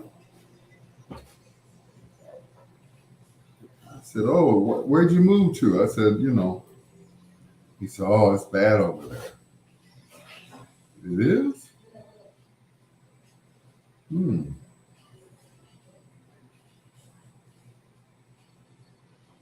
I said, my block is quiet. The only time I heard anything that sounded like anything was on the 4th when they were popping firecrackers. I don't even think I was over here yet. No, I wasn't. I'm like, wow, bro.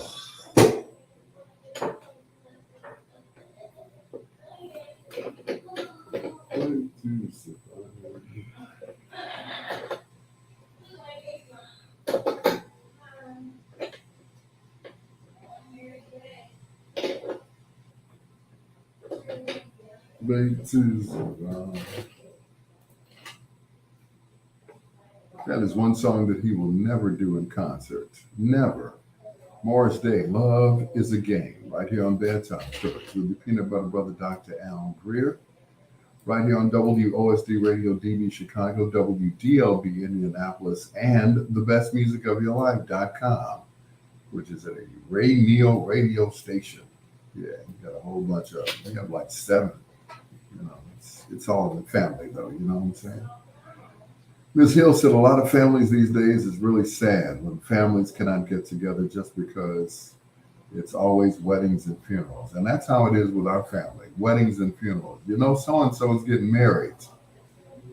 Oh, well, we got to go support them because they're getting married. Or, oh, Uncle so-and-so died. Oh, well, I'll see you all at the repast because I know they're going to have some good soul food there. Same thing that killed them. Same thing that killed them. That's what we're going to have at the repast. Some fat back and some chitterlings and all of that stuff. Whole bunch of pork, some pork chops, pork this, pork that. Anyway, Bedtime Stories is sponsored by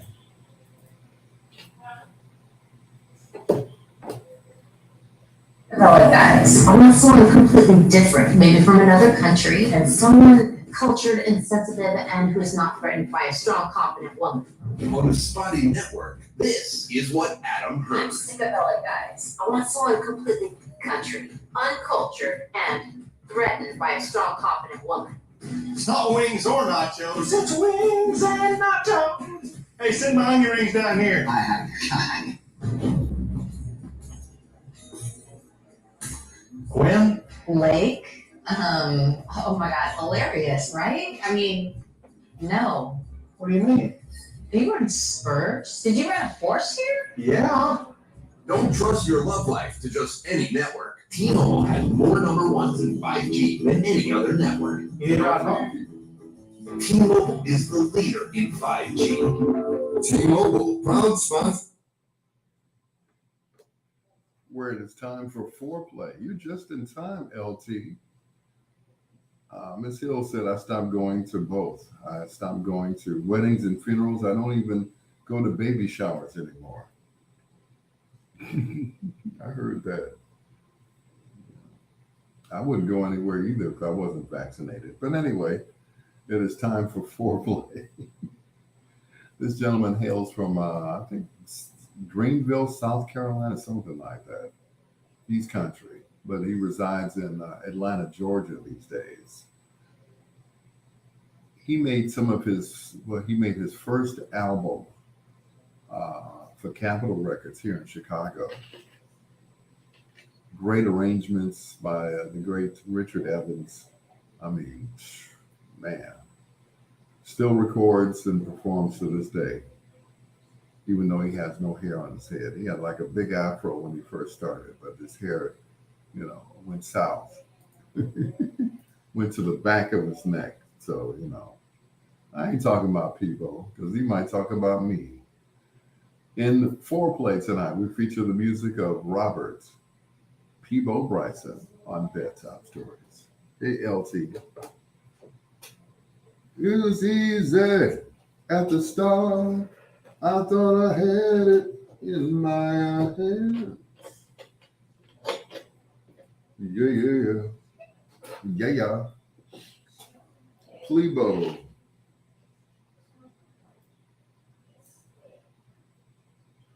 Mm-mm.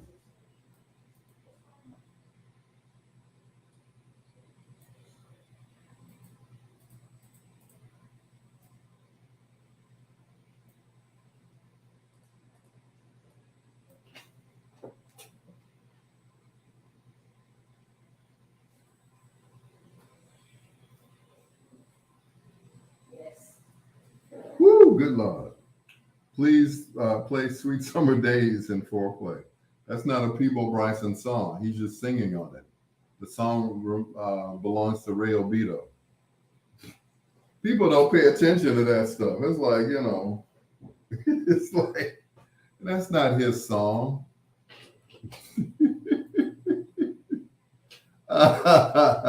Bless your heart.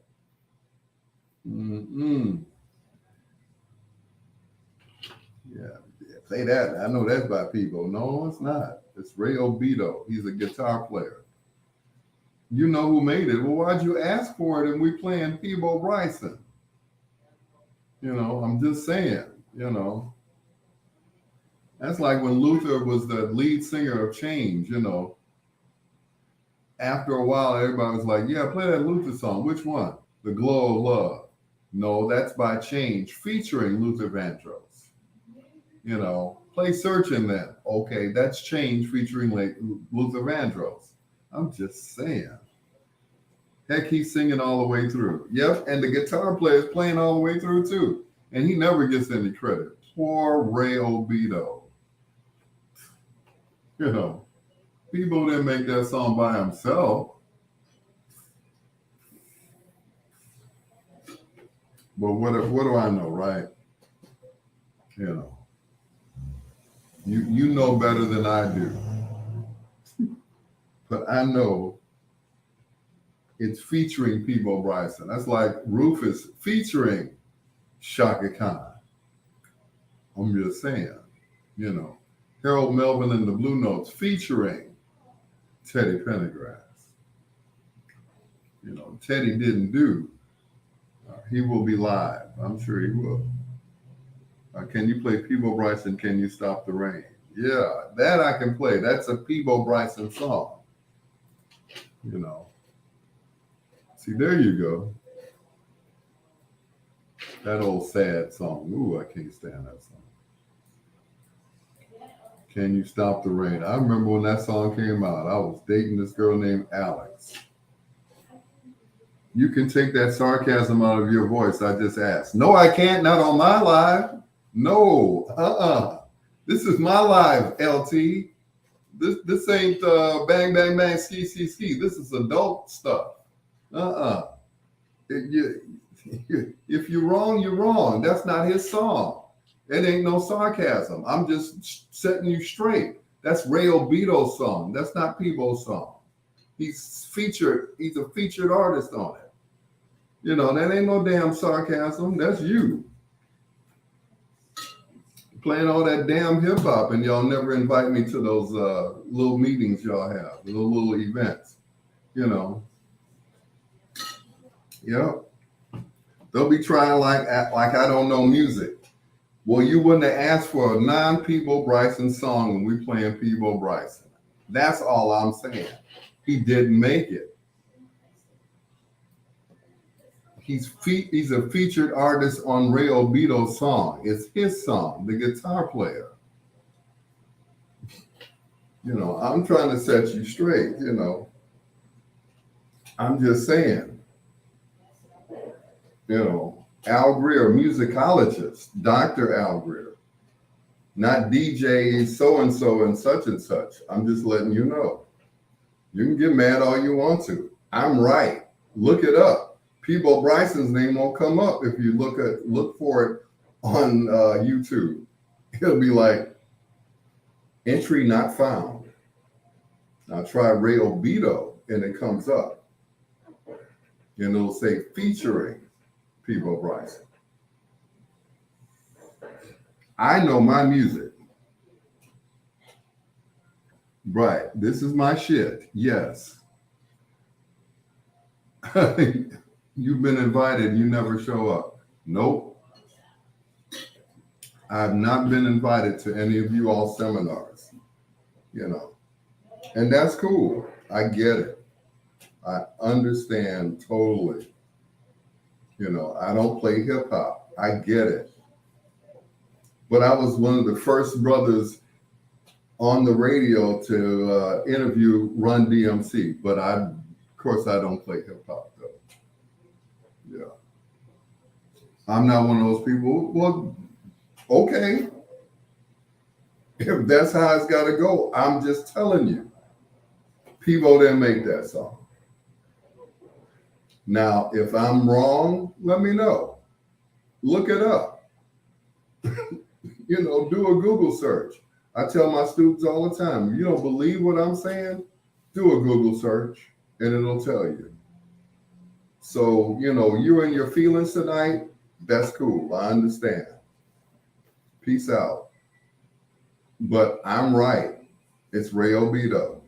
All day, all night. 24/7. Since he made it. Peebo did not make that song. You goddamn right, Dr. Greer. Deuces, look it up. You know, look it up. If you think I'm lying, you know, I don't have to prove anything. It's in my name. You know, Google search me. It's gonna come up. Google search the song. It's gonna come up Ray Obito all day, every day. Good night. You know, y'all start inviting me to these little things. Okay, cool. If y'all want to know the history of the music, then hit me up and I'll be happy to tell you. And that's it. And I'm not flexing or anything else, but you're in your feelings and that's cool. I understand. You know, when you calm down and Google the song, you'll see what I'm talking about. you know. But I'm not flexing, I'm not flossing, I'm straight. That's it. That's right, Miss Hill. Always dropping amazing gems on music history. Peabo Bryson's first album was made in Atlanta. It was on Bang Records. He was part of, what is his name? Bionic Boogie, Greg Diamond. He was a featured singer along with Luther. So I guess Luther made Hot Butterfly too, right? Yep. So I'm wrong. It's cool. Look up Hot Butterfly and see what comes up. It's going to say Greg Diamond's Bionic Boogie featuring Luther Vandross. I'm just spitting facts. If you get mad, that's on you. You know, I hate to hate to ruin a 30-year friendship over a technicality. Like, you know, if anybody should know about this shit, it should be me. You know, I lived it. I was there. You know, I was there at the birth of house music because I used to play it. You know, like I was telling Brian Fury Frazier last night. Hey, sugar, you okay? Sure.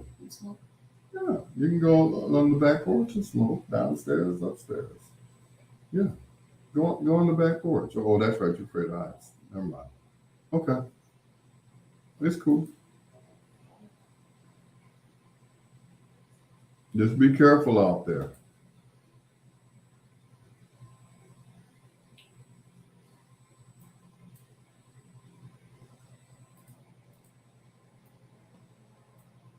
Yep, if you want to know something, then you know. Cherie Withers Banks. I'm sorry, Cherie Yvette Withers Banks. I am fine. How are you, sugar? Thank you so much for being on my live. Let me not say sugar because, you know, well, my granddaughter should be asleep by now. She don't like when I call the people sugar. She's like, she's not sugar. I'm sugar. I'm like, ooh, sorry. I did that one time. I picked her up from daycare. And this other young lady, I said, hey, sugar. She's like, she's not sugar. I'm sugar. I'm like, ooh, make that mistake no more. Hello, Cherie. Plus, I don't want Mr. Banks doing a Will Smith slap on me or nothing.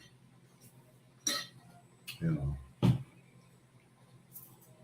Yeah. Speaking of which, this young lady was working. She was filling in the other day at WVON, and I said, I asked her was she married. She said, no, I have a boyfriend. I said, that ain't what I asked you. I asked you were you married. Ain't no ring on your finger, so you're officially single. She said, well, ask me in another hour. So in another hour, I asked her. I gave her my card. I said, so it's an hour later. Are you still single? Oh, he's taking me to get Chinese food. I said, okay. Well, I guess that's that's a deal maker and not a deal breaker. Okay, Chinese food, cool. I said, but bear in mind, you're going to be hungry in another hour, so you might want to take my card. So, once again, not flexing. I'm just stating fact. I'm just stating a fact, and that's all. So she thinks having a boyfriend is being in a relationship. No, the relationship don't start until he gets down on one knee and gives you a ring. Then it's like on. Up until then, you can date anybody you want to.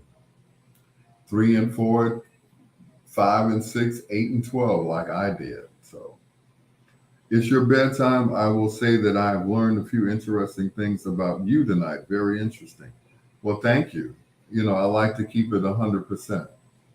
I like to keep it real. So, if you want to hear some phoniness, then you might want to get on somebody else's live. But I'm going to give it to you straight, raw, and uncut, and that's it. Sorry if, that offends anyone, but I was always told if you tell the truth, then you don't have to worry about covering it up later because you've told the truth, and the truth will come out every time the same way. I'm just saying, if you lie, you can have 2, 3 lies. When you're lying, well, you just said, if you tell the truth, that's it. I'm just saying, something happened at the station and I tried to blame somebody else for it. And the guy called, my boss called me in the office. He said, what really happened? I said, well, and this, that, and the other, And so he was on the phone, right? I said, yeah, he was on the phone. He wasn't on the phone. I said, look, this is what happened. He said, I knew it because first of all, you can't lie. I said, no, I can't lie. And the thing is, when you tell the truth will come out every time the same way. Thank you. I have to get up early, driving 12 hours to Louisiana starting at 7 a.m. All right. Have fun. Have fun. Enjoy the evening of bedtime stories. Thank you. Bedtime stories. She can just change it all over. But thank you, Miss Hill. I appreciate you. But remember that, once you've told the truth, then it will be the truth each and every time. If you try to lie,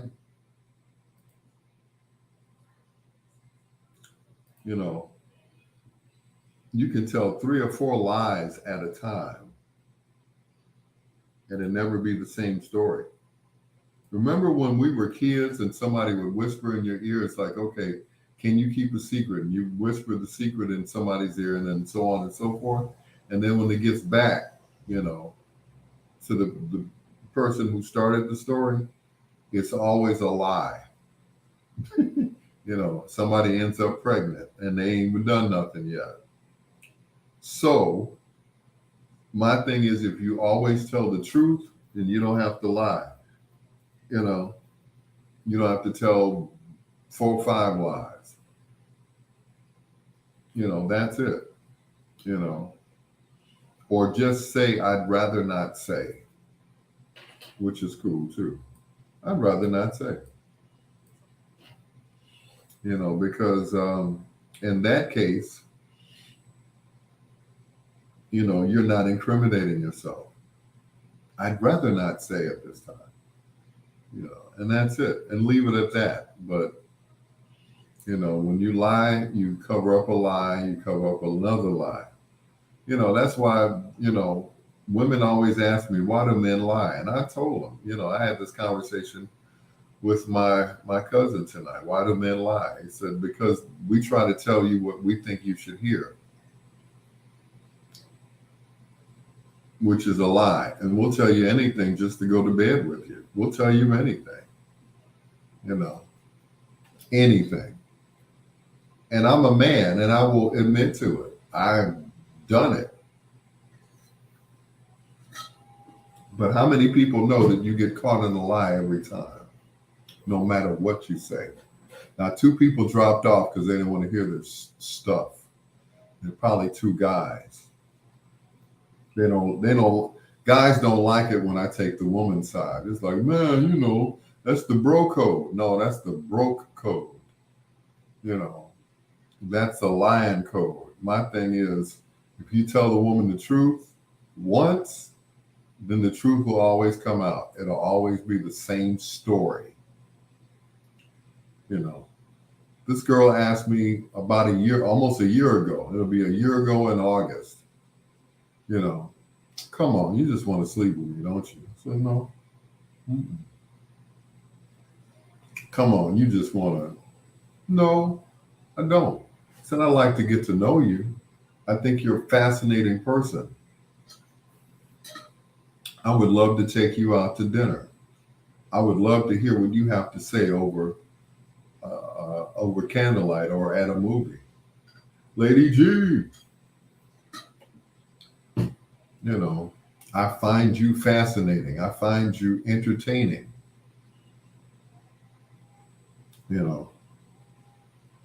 I mean, after all, she had on a what they wear at a hospital. They call them scrubs, right? Now I want to hear, why do men lie? We lie because of what we really want. At the end of the day, what we really want is not what you want to hear. So we basically say things that we think that you want to hear. Yeah, that's right. The girl had on scrubs.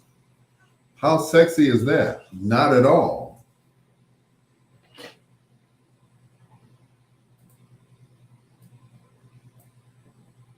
That wraps up foreplay with Peebo Bryson right here on Bedtime Stories with the peanut butter brother, Dr. Alan Greer.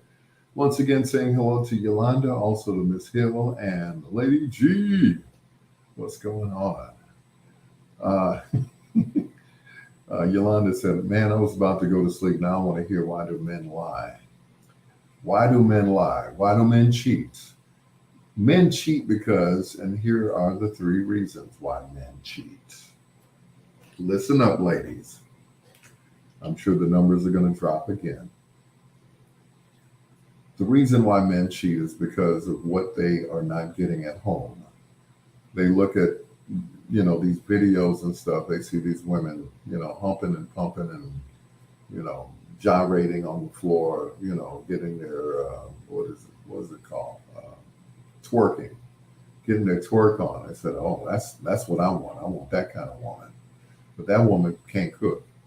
She can twerk. She can drop it like it's hot. She can do a split like it ain't nothing. But she can't cook worth a damn. Unless she got a microwave in the crib. I'm just saying. Another reason why men cheat is because they've gotten bored because of the mundane. They've married someone who, after a while, doesn't want to be married anymore. They just want to change. They want, they want to change on you, and they don't want to do that anymore. Those things that you did to get that person are the things that they no longer want to do. And that's it. People change. People grow out of each other. I'm just saying. Every now and then you I don't want to do that no more. Okay. My thing is, you have to continue to date that person. Whether you're married or engaged, you still have to date your mate. You still have to date your mate. The 3rd reason why men cheat is because there are 10 women. There are 10 men to every woman. So we're greedy. We want all 10 of them at one time instead of one at a time. So those are the 3 reasons why men cheat. And the reason they cheat, there is no reason, but those are the 3 reasons why men cheat. They get bored. They do it because they can. And some women know that they're not the one, that they're one of 10. Yolanda's saying, so are you saying that all men cheat? Yep. They cheat in their minds too. That's also cheating. They think about other women, or they sit and watch these porn movies like, why can't she do that? So in their mind, they're cheating as well. And that's straight from the doctor.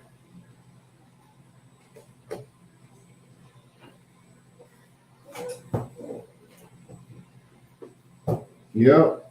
There is not a time where some men look at a woman and say, I wish that I had married someone else because you're not who I thought you were going to be or who you ended up as.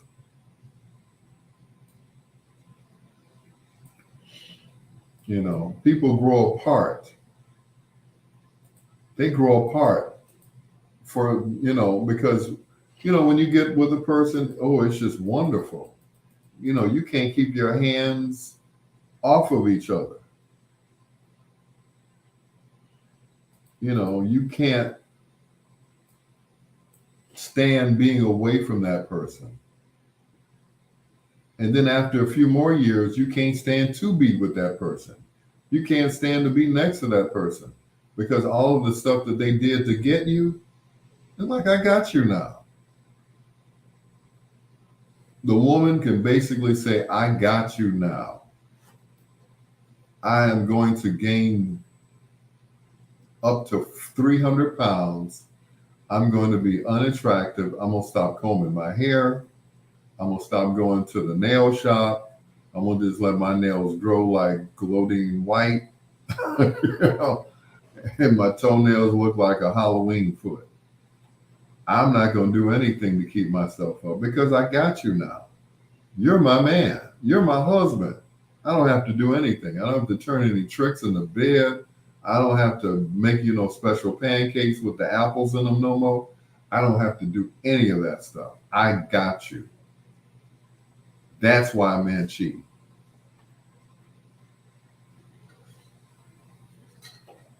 Why do men lie? Because you all lie all the time. And you don't even know you're lying. That's not all your hair on your head. That's not all yours. Those aren't your breasts. No, those belong to Victoria's Secret. Once you take that off, they're gone. All of that is smoke and mirrors. And some of these women wear so much makeup where you don't even recognize them the next day. Dag, did I sleep with you? Did I bring you home? Did I go home with you? I don't even recognize you. That happened to me once. This girl had the perfect makeup on. It made her look like Sheila E. And woke up the next morning laying next to Kenny G. I'm telling you. I am telling you. Why do men lie? Because women lie. They lie all the time. They go ahead and they get their hair done, and the hair is all the way down their butt. Your hair don't grow that long. Your hair doesn't grow that long. Black women's hair don't grow that long unless they're mixed with something else. Or unless they, either had a good perm or they got extensions. That's not all your hair. So that's lying, but they don't look at it that way. My thing is grow your own hair. If you can't, there's got to be a reason why your hair doesn't grow. Maybe you have, psoriasis or alopecia or whatever. That means your hair can't grow. Then I get it. Okay, put on a wig. You want to be pleasing to that man. I get it. But just, you got long hair up under it and you gonna get it longer? It doesn't make any sense to me. It doesn't. I'm gonna tell you this. My wife and I used to go to the nail shop together, and she would get those, the nails put on. She would always do that. And one day she was like,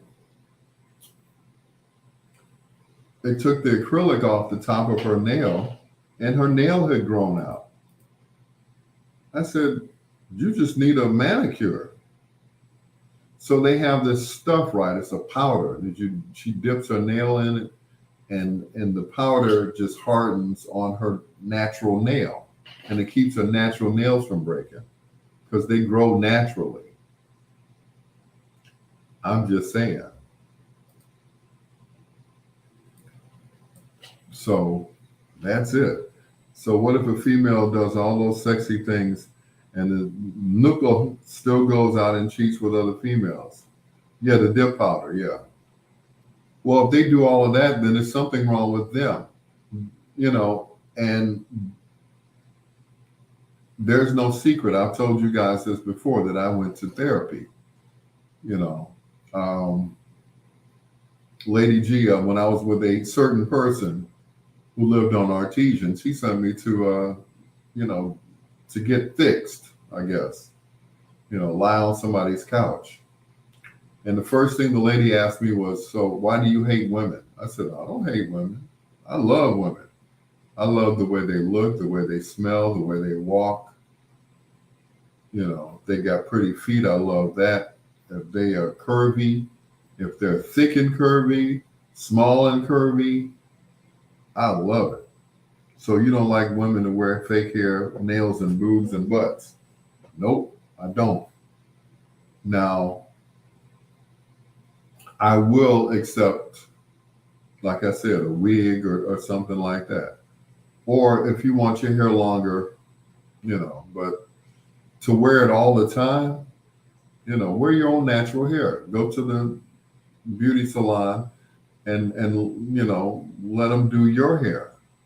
Let your nails grow out. Wear the acrylic. Once your nails are grown out and strong, then get the dipping powder and put it over your nails to strengthen them. And these fake butts, I saw a woman at this club the other night. This was a few months ago. I was DJing at Geno's. I was filling in for Eric E.T. Taylor.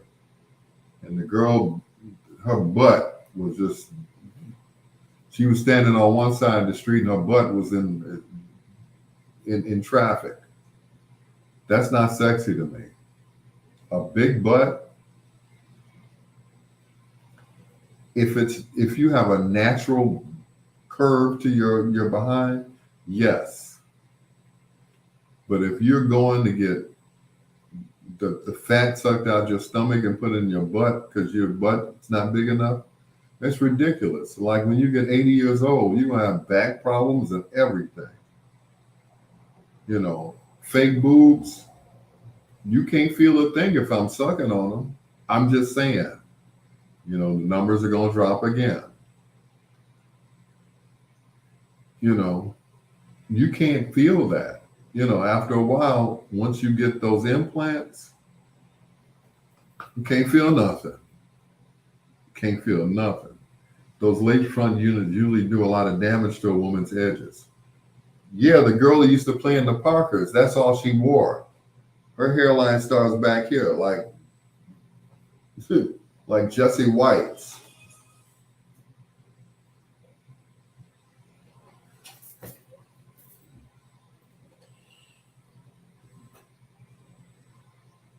I'm just saying, if you have to wear the lace, if you wear the lace fronts all the time, that glue is gonna take out all of this, and your hairline gonna start back here where the top of these headphones are.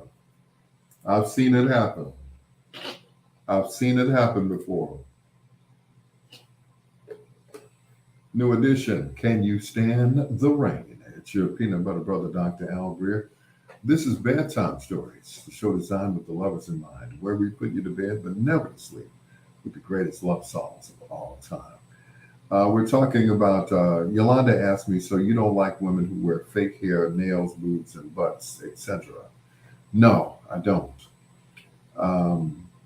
There was a guy, or there still is a guy. His name is Rick Dees. I don't know if you listen to the Rick Dees weekly countdown. I don't know if he still does it, but his wife, Jean Kasem, he said that she would wear a different wig and a different outfit every night so that she was a different woman to him every night. That way he wouldn't cheat. Like, I guess it's still working because I think he's still married to Jean Kasem. So the other question was, so what about a chubby stomach? To me, those are your battle scars. Any woman who has had a child, those are her battle scars because she made it through. That's the most natural thing in the world. The battle scars, and that's it. I like women with a little meat on their bones. I like a heavy set woman. both of my wives exceeded the weight of 130 pounds, both of them, no more than 200, both of them, okay? And they both had pretty feet. I don't play that hammer time. I don't care. My first wife, she had a tummy tuck, so I don't know what her stomach looked like before that, but I'm sure it was a lot bigger than that. Greg Beasley said, fake lashes, fake hair, implants, but they want a real man. I heard that. I heard that, Greg Beasley. You said it. You said a mouthful. Fake lashes, fake hair, breast implants, butt injections, fake nails, but they want a real man. Yeah. You got to bring what you want. If you bring in the real, then you have to. You'll have no choice but to accept the real, right?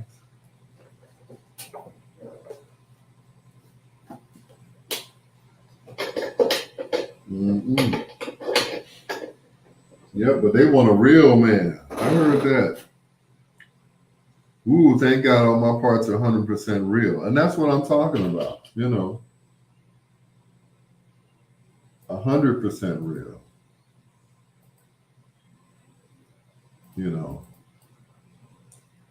Natural beauty is the best. Absolutely. Absolutely. I truly agree. You know, my first wife, I never saw her with the phony eyelashes on. She thought that was just ghetto. She never had the eyelashes on. I never saw her with any on. As a matter of fact, she would wear the mascara and she would, and the eyeliner. And that's basically all she wore, and just a little bit of a touch of foundation and some lip gloss. I had to basically beg her to go get her nails done. She said, I don't want nobody touching my feet. I'm like, but your feet are gorgeous. She said, I'll get my nails done, but I won't let them touch my feet. I said, okay. She said, but if I start getting my nails done, you're going to have to pay for it every time. I said, no problem. I will spring for that every 2 weeks because I think you have lovely hands and they should be manicured.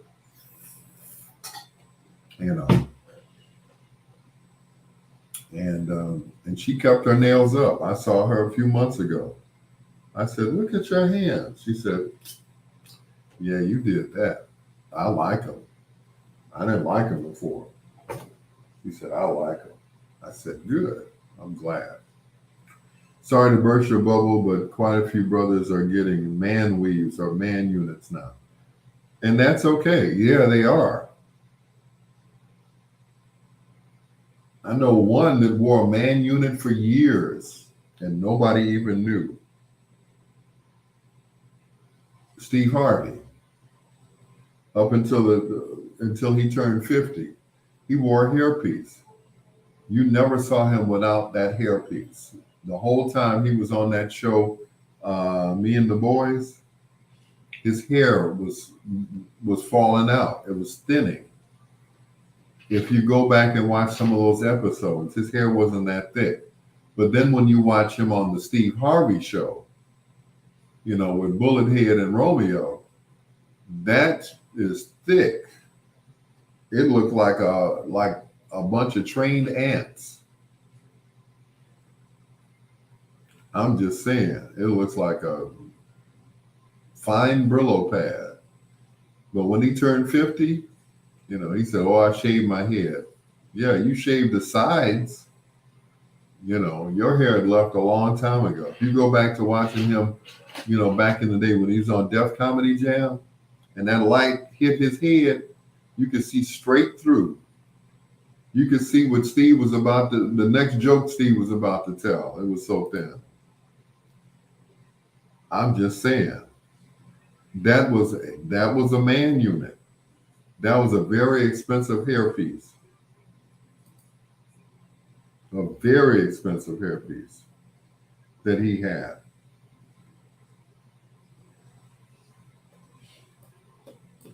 and he wore it proudly.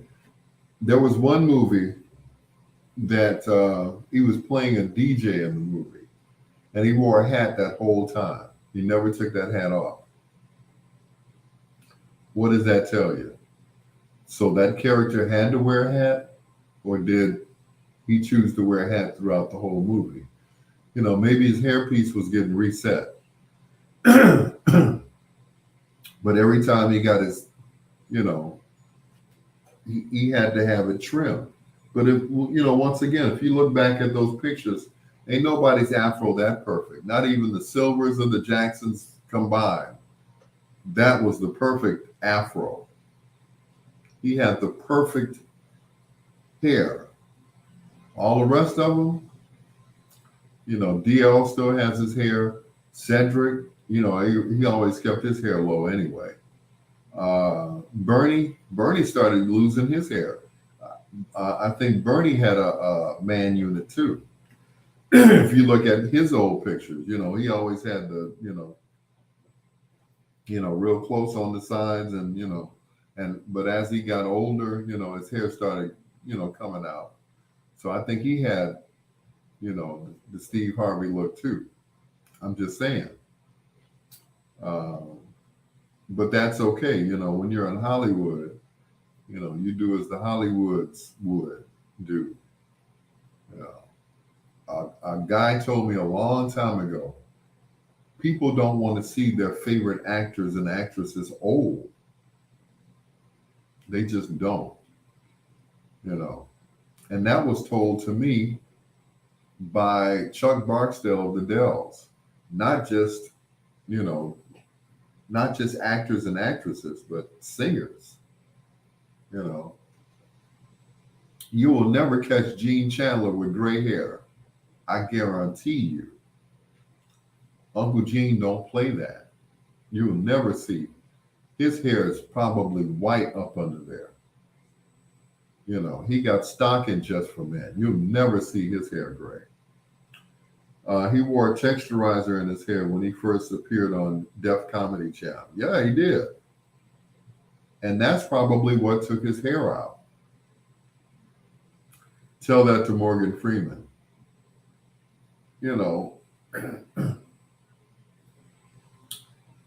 I hear you. But some people, the gray hair looks good on. Me, it didn't look good on me at all. People, oh, you look mature. I'm like, oh, that's it. I'm dying. I said, as soon as I get into a house where I got a shower and a shower head, that gray is as good as gone. It's as good as dead. I'm like, oh, I said, one more person called me Morgan Freeman. I'm like, I'm out of here. So that's why my hair is the way it is today. Oh, you should embrace your oldness. I'm like, some guy told me, one of my friends, he said, you should embrace your gray hair. I said, that's easy for you to say, you married. You still with your wife. My wife, she live up the street. I'm just saying. Some woman said I asked, I guess it's okay to wear that extra stuff. They're just trying to enhance their natural beauty. But that's why they make natural look makeup. So that it's a natural look, not a new look, not a whole, you totally made up and the guy doesn't recognize who you are. That's different. Makeup is only supposed to be made to enhance what you have.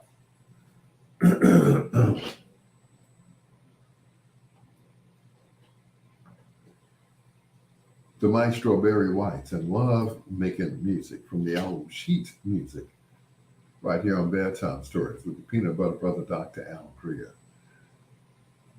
We are talking about wearing that extra stuff, Lady G said, you look good with your gray hair, silver fox. Yep, and that's exactly why I dyed it. That's exactly why. Silver Fox. No, I ain't Morgan Freeman. No, it looks good on them. Don't get me wrong. Richard Gere, oh man, his hair is like totally gray now. He went from American Gigolo to American Dad, grandfather. I'm like, okay, he looked good. George Clooney, he still got that same baby face, but he even grew his beard out. But that's cool. But Silver Fox is not a compliment to me. It just enhances what I believe, and that is that my gray hair makes me look even older than I really am. So, but thank you if you think that's a compliment. Like when people call me Negro, like that's not a compliment. I try to tell them too. I'm I'm a full-blooded Indian. But they don't want to hear that. They want me to be black with them. And I get it. I understand, You did look good with the gray. Well, thank you. Thank you, Yolanda. Thank you, Lady G. But I didn't think I did. And in the words of Michael Jackson, I'm starting with the man in the mirror. And that's it. I did not, I didn't feel comfortable looking like that. I look in the mirror, I was like, ooh, got to do something about that. So when I got off the air Monday night, man, I ran in the shower. I pulled out that little bottle of 57 Beijing, and mixed that joker up with my little brush, grabbed my mirror in the mirror, and I started at the back and worked my way to the front.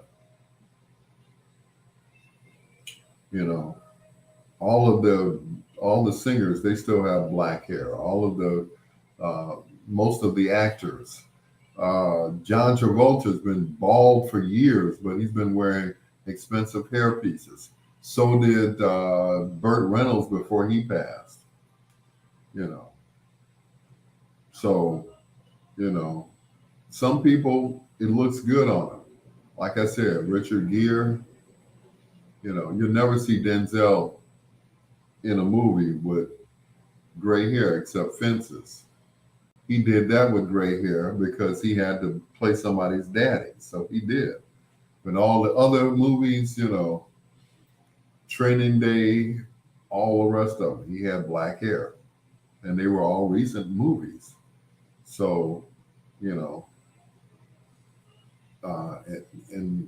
embrace your oldness, embrace your age.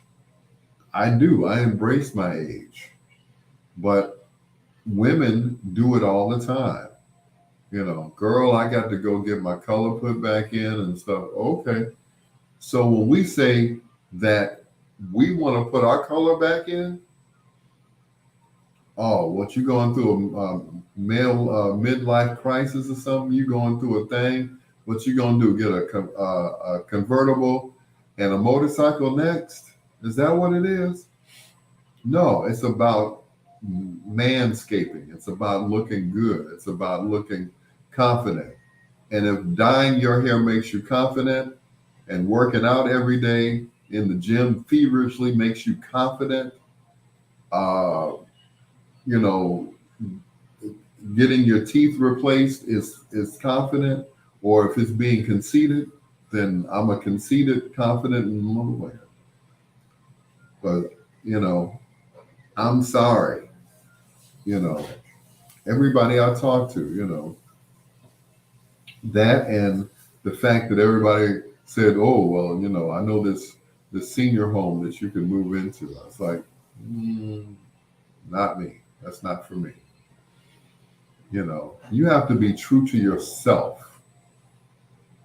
Be true to thine self. And that's it.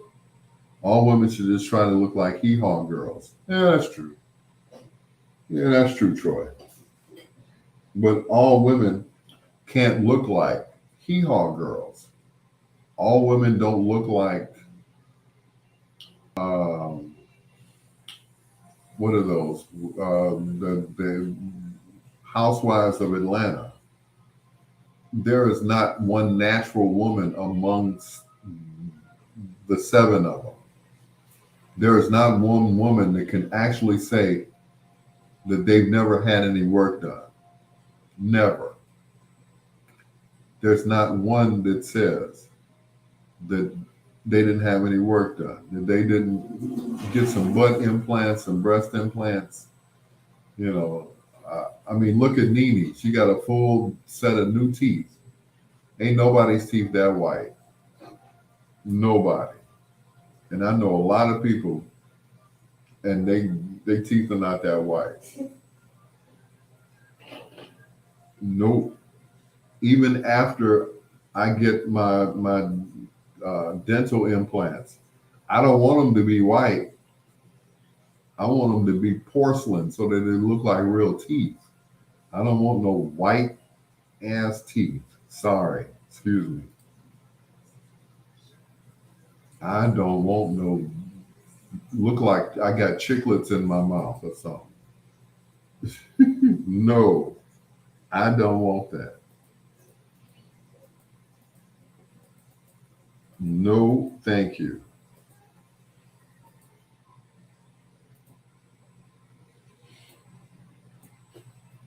I'm like, sorry. Mm-mm. Ken, you missed it. John and Al admitted to licking girls' butts. No joke. And that's true. Yeah, I ain't gonna lie about that. I mean, isn't that what you come to my live for? Because you want to hear something that's real. You don't want to hear, any phoniness. And I will say, but you don't like natural dreads or locks on a female. No, I don't. I don't. I just don't. But if that's what you choose to do with your hair, what can I say? I don't have to like it, but a woman's crowning glory is her hair. And maybe she's making a statement with that. I don't have to like it though. And that's just it. Yeah, Greg, look like you got a mouthful of big old chiclets, like,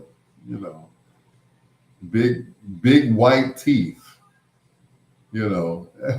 That's some crazy stuff. Like,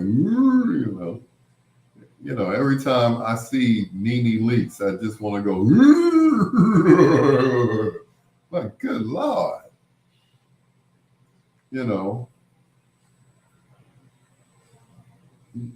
Nobody's teeth are that white. I remember reading an article about Sammy Davis Jr. His kids told him, no, Daddy, nobody's teeth are straight. So when he got his teeth done, he got them crooked. They were in his mouth. They were going on an angle. They looked like real teeth, and that's just it. But I don't want no big chiclets in my mouth. I don't want to look like Mr. Ed with white teeth. I just don't. And I heard Wendy Williams say, well, if I ever get dental implants, I want the biggest, whitest teeth ever. I'm like, I don't. Because that's not real. It's not natural to look like you got a mouth full of chiclets. Big teeth like Bugs or Donkey from Shrek. Exactly.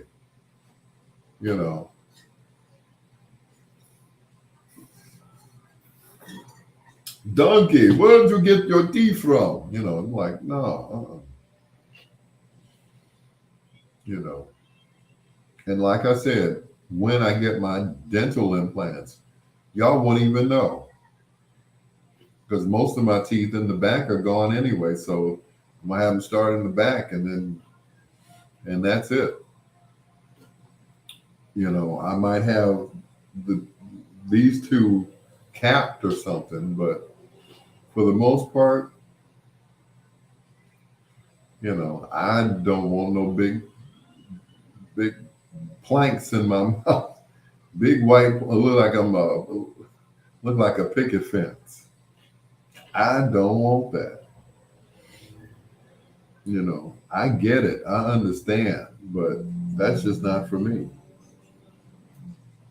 You know, it's just not for me. You know who's really against false teeth? Tits McGee. I know, right? You know, don't close your gap though. I don't think I will. I think because my granddaughter has the gap. When her permanent teeth come in, I think she's going to have it. So, you know, it give us something to talk about. So, I don't think I'll ever close it totally. My dad had a gap, but when he got older, he got, you know, the whole thing, you know, uppers and lowers. You know, I don't want to have to go through that. I don't want to be laughing and all of a sudden, but my teeth fell out. No, you know, there ain't that much poly grip in the world. I'm just saying. So.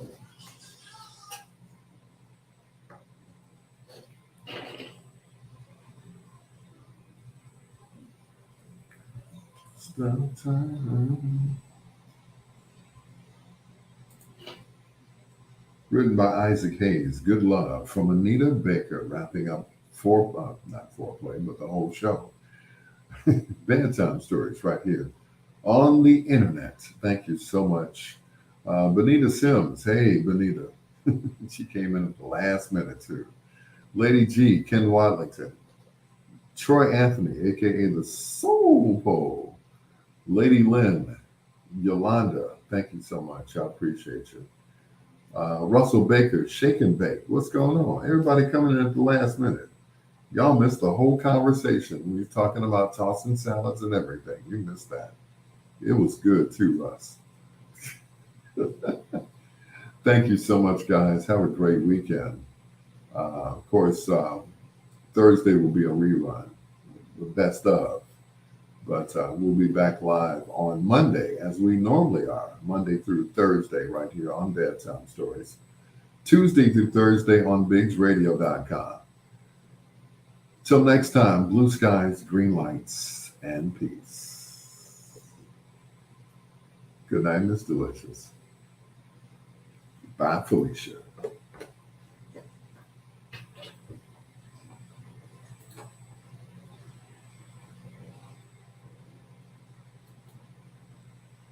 And that's it, guys. What you said, bye, Felicia. I had to throw that one in. Yep. But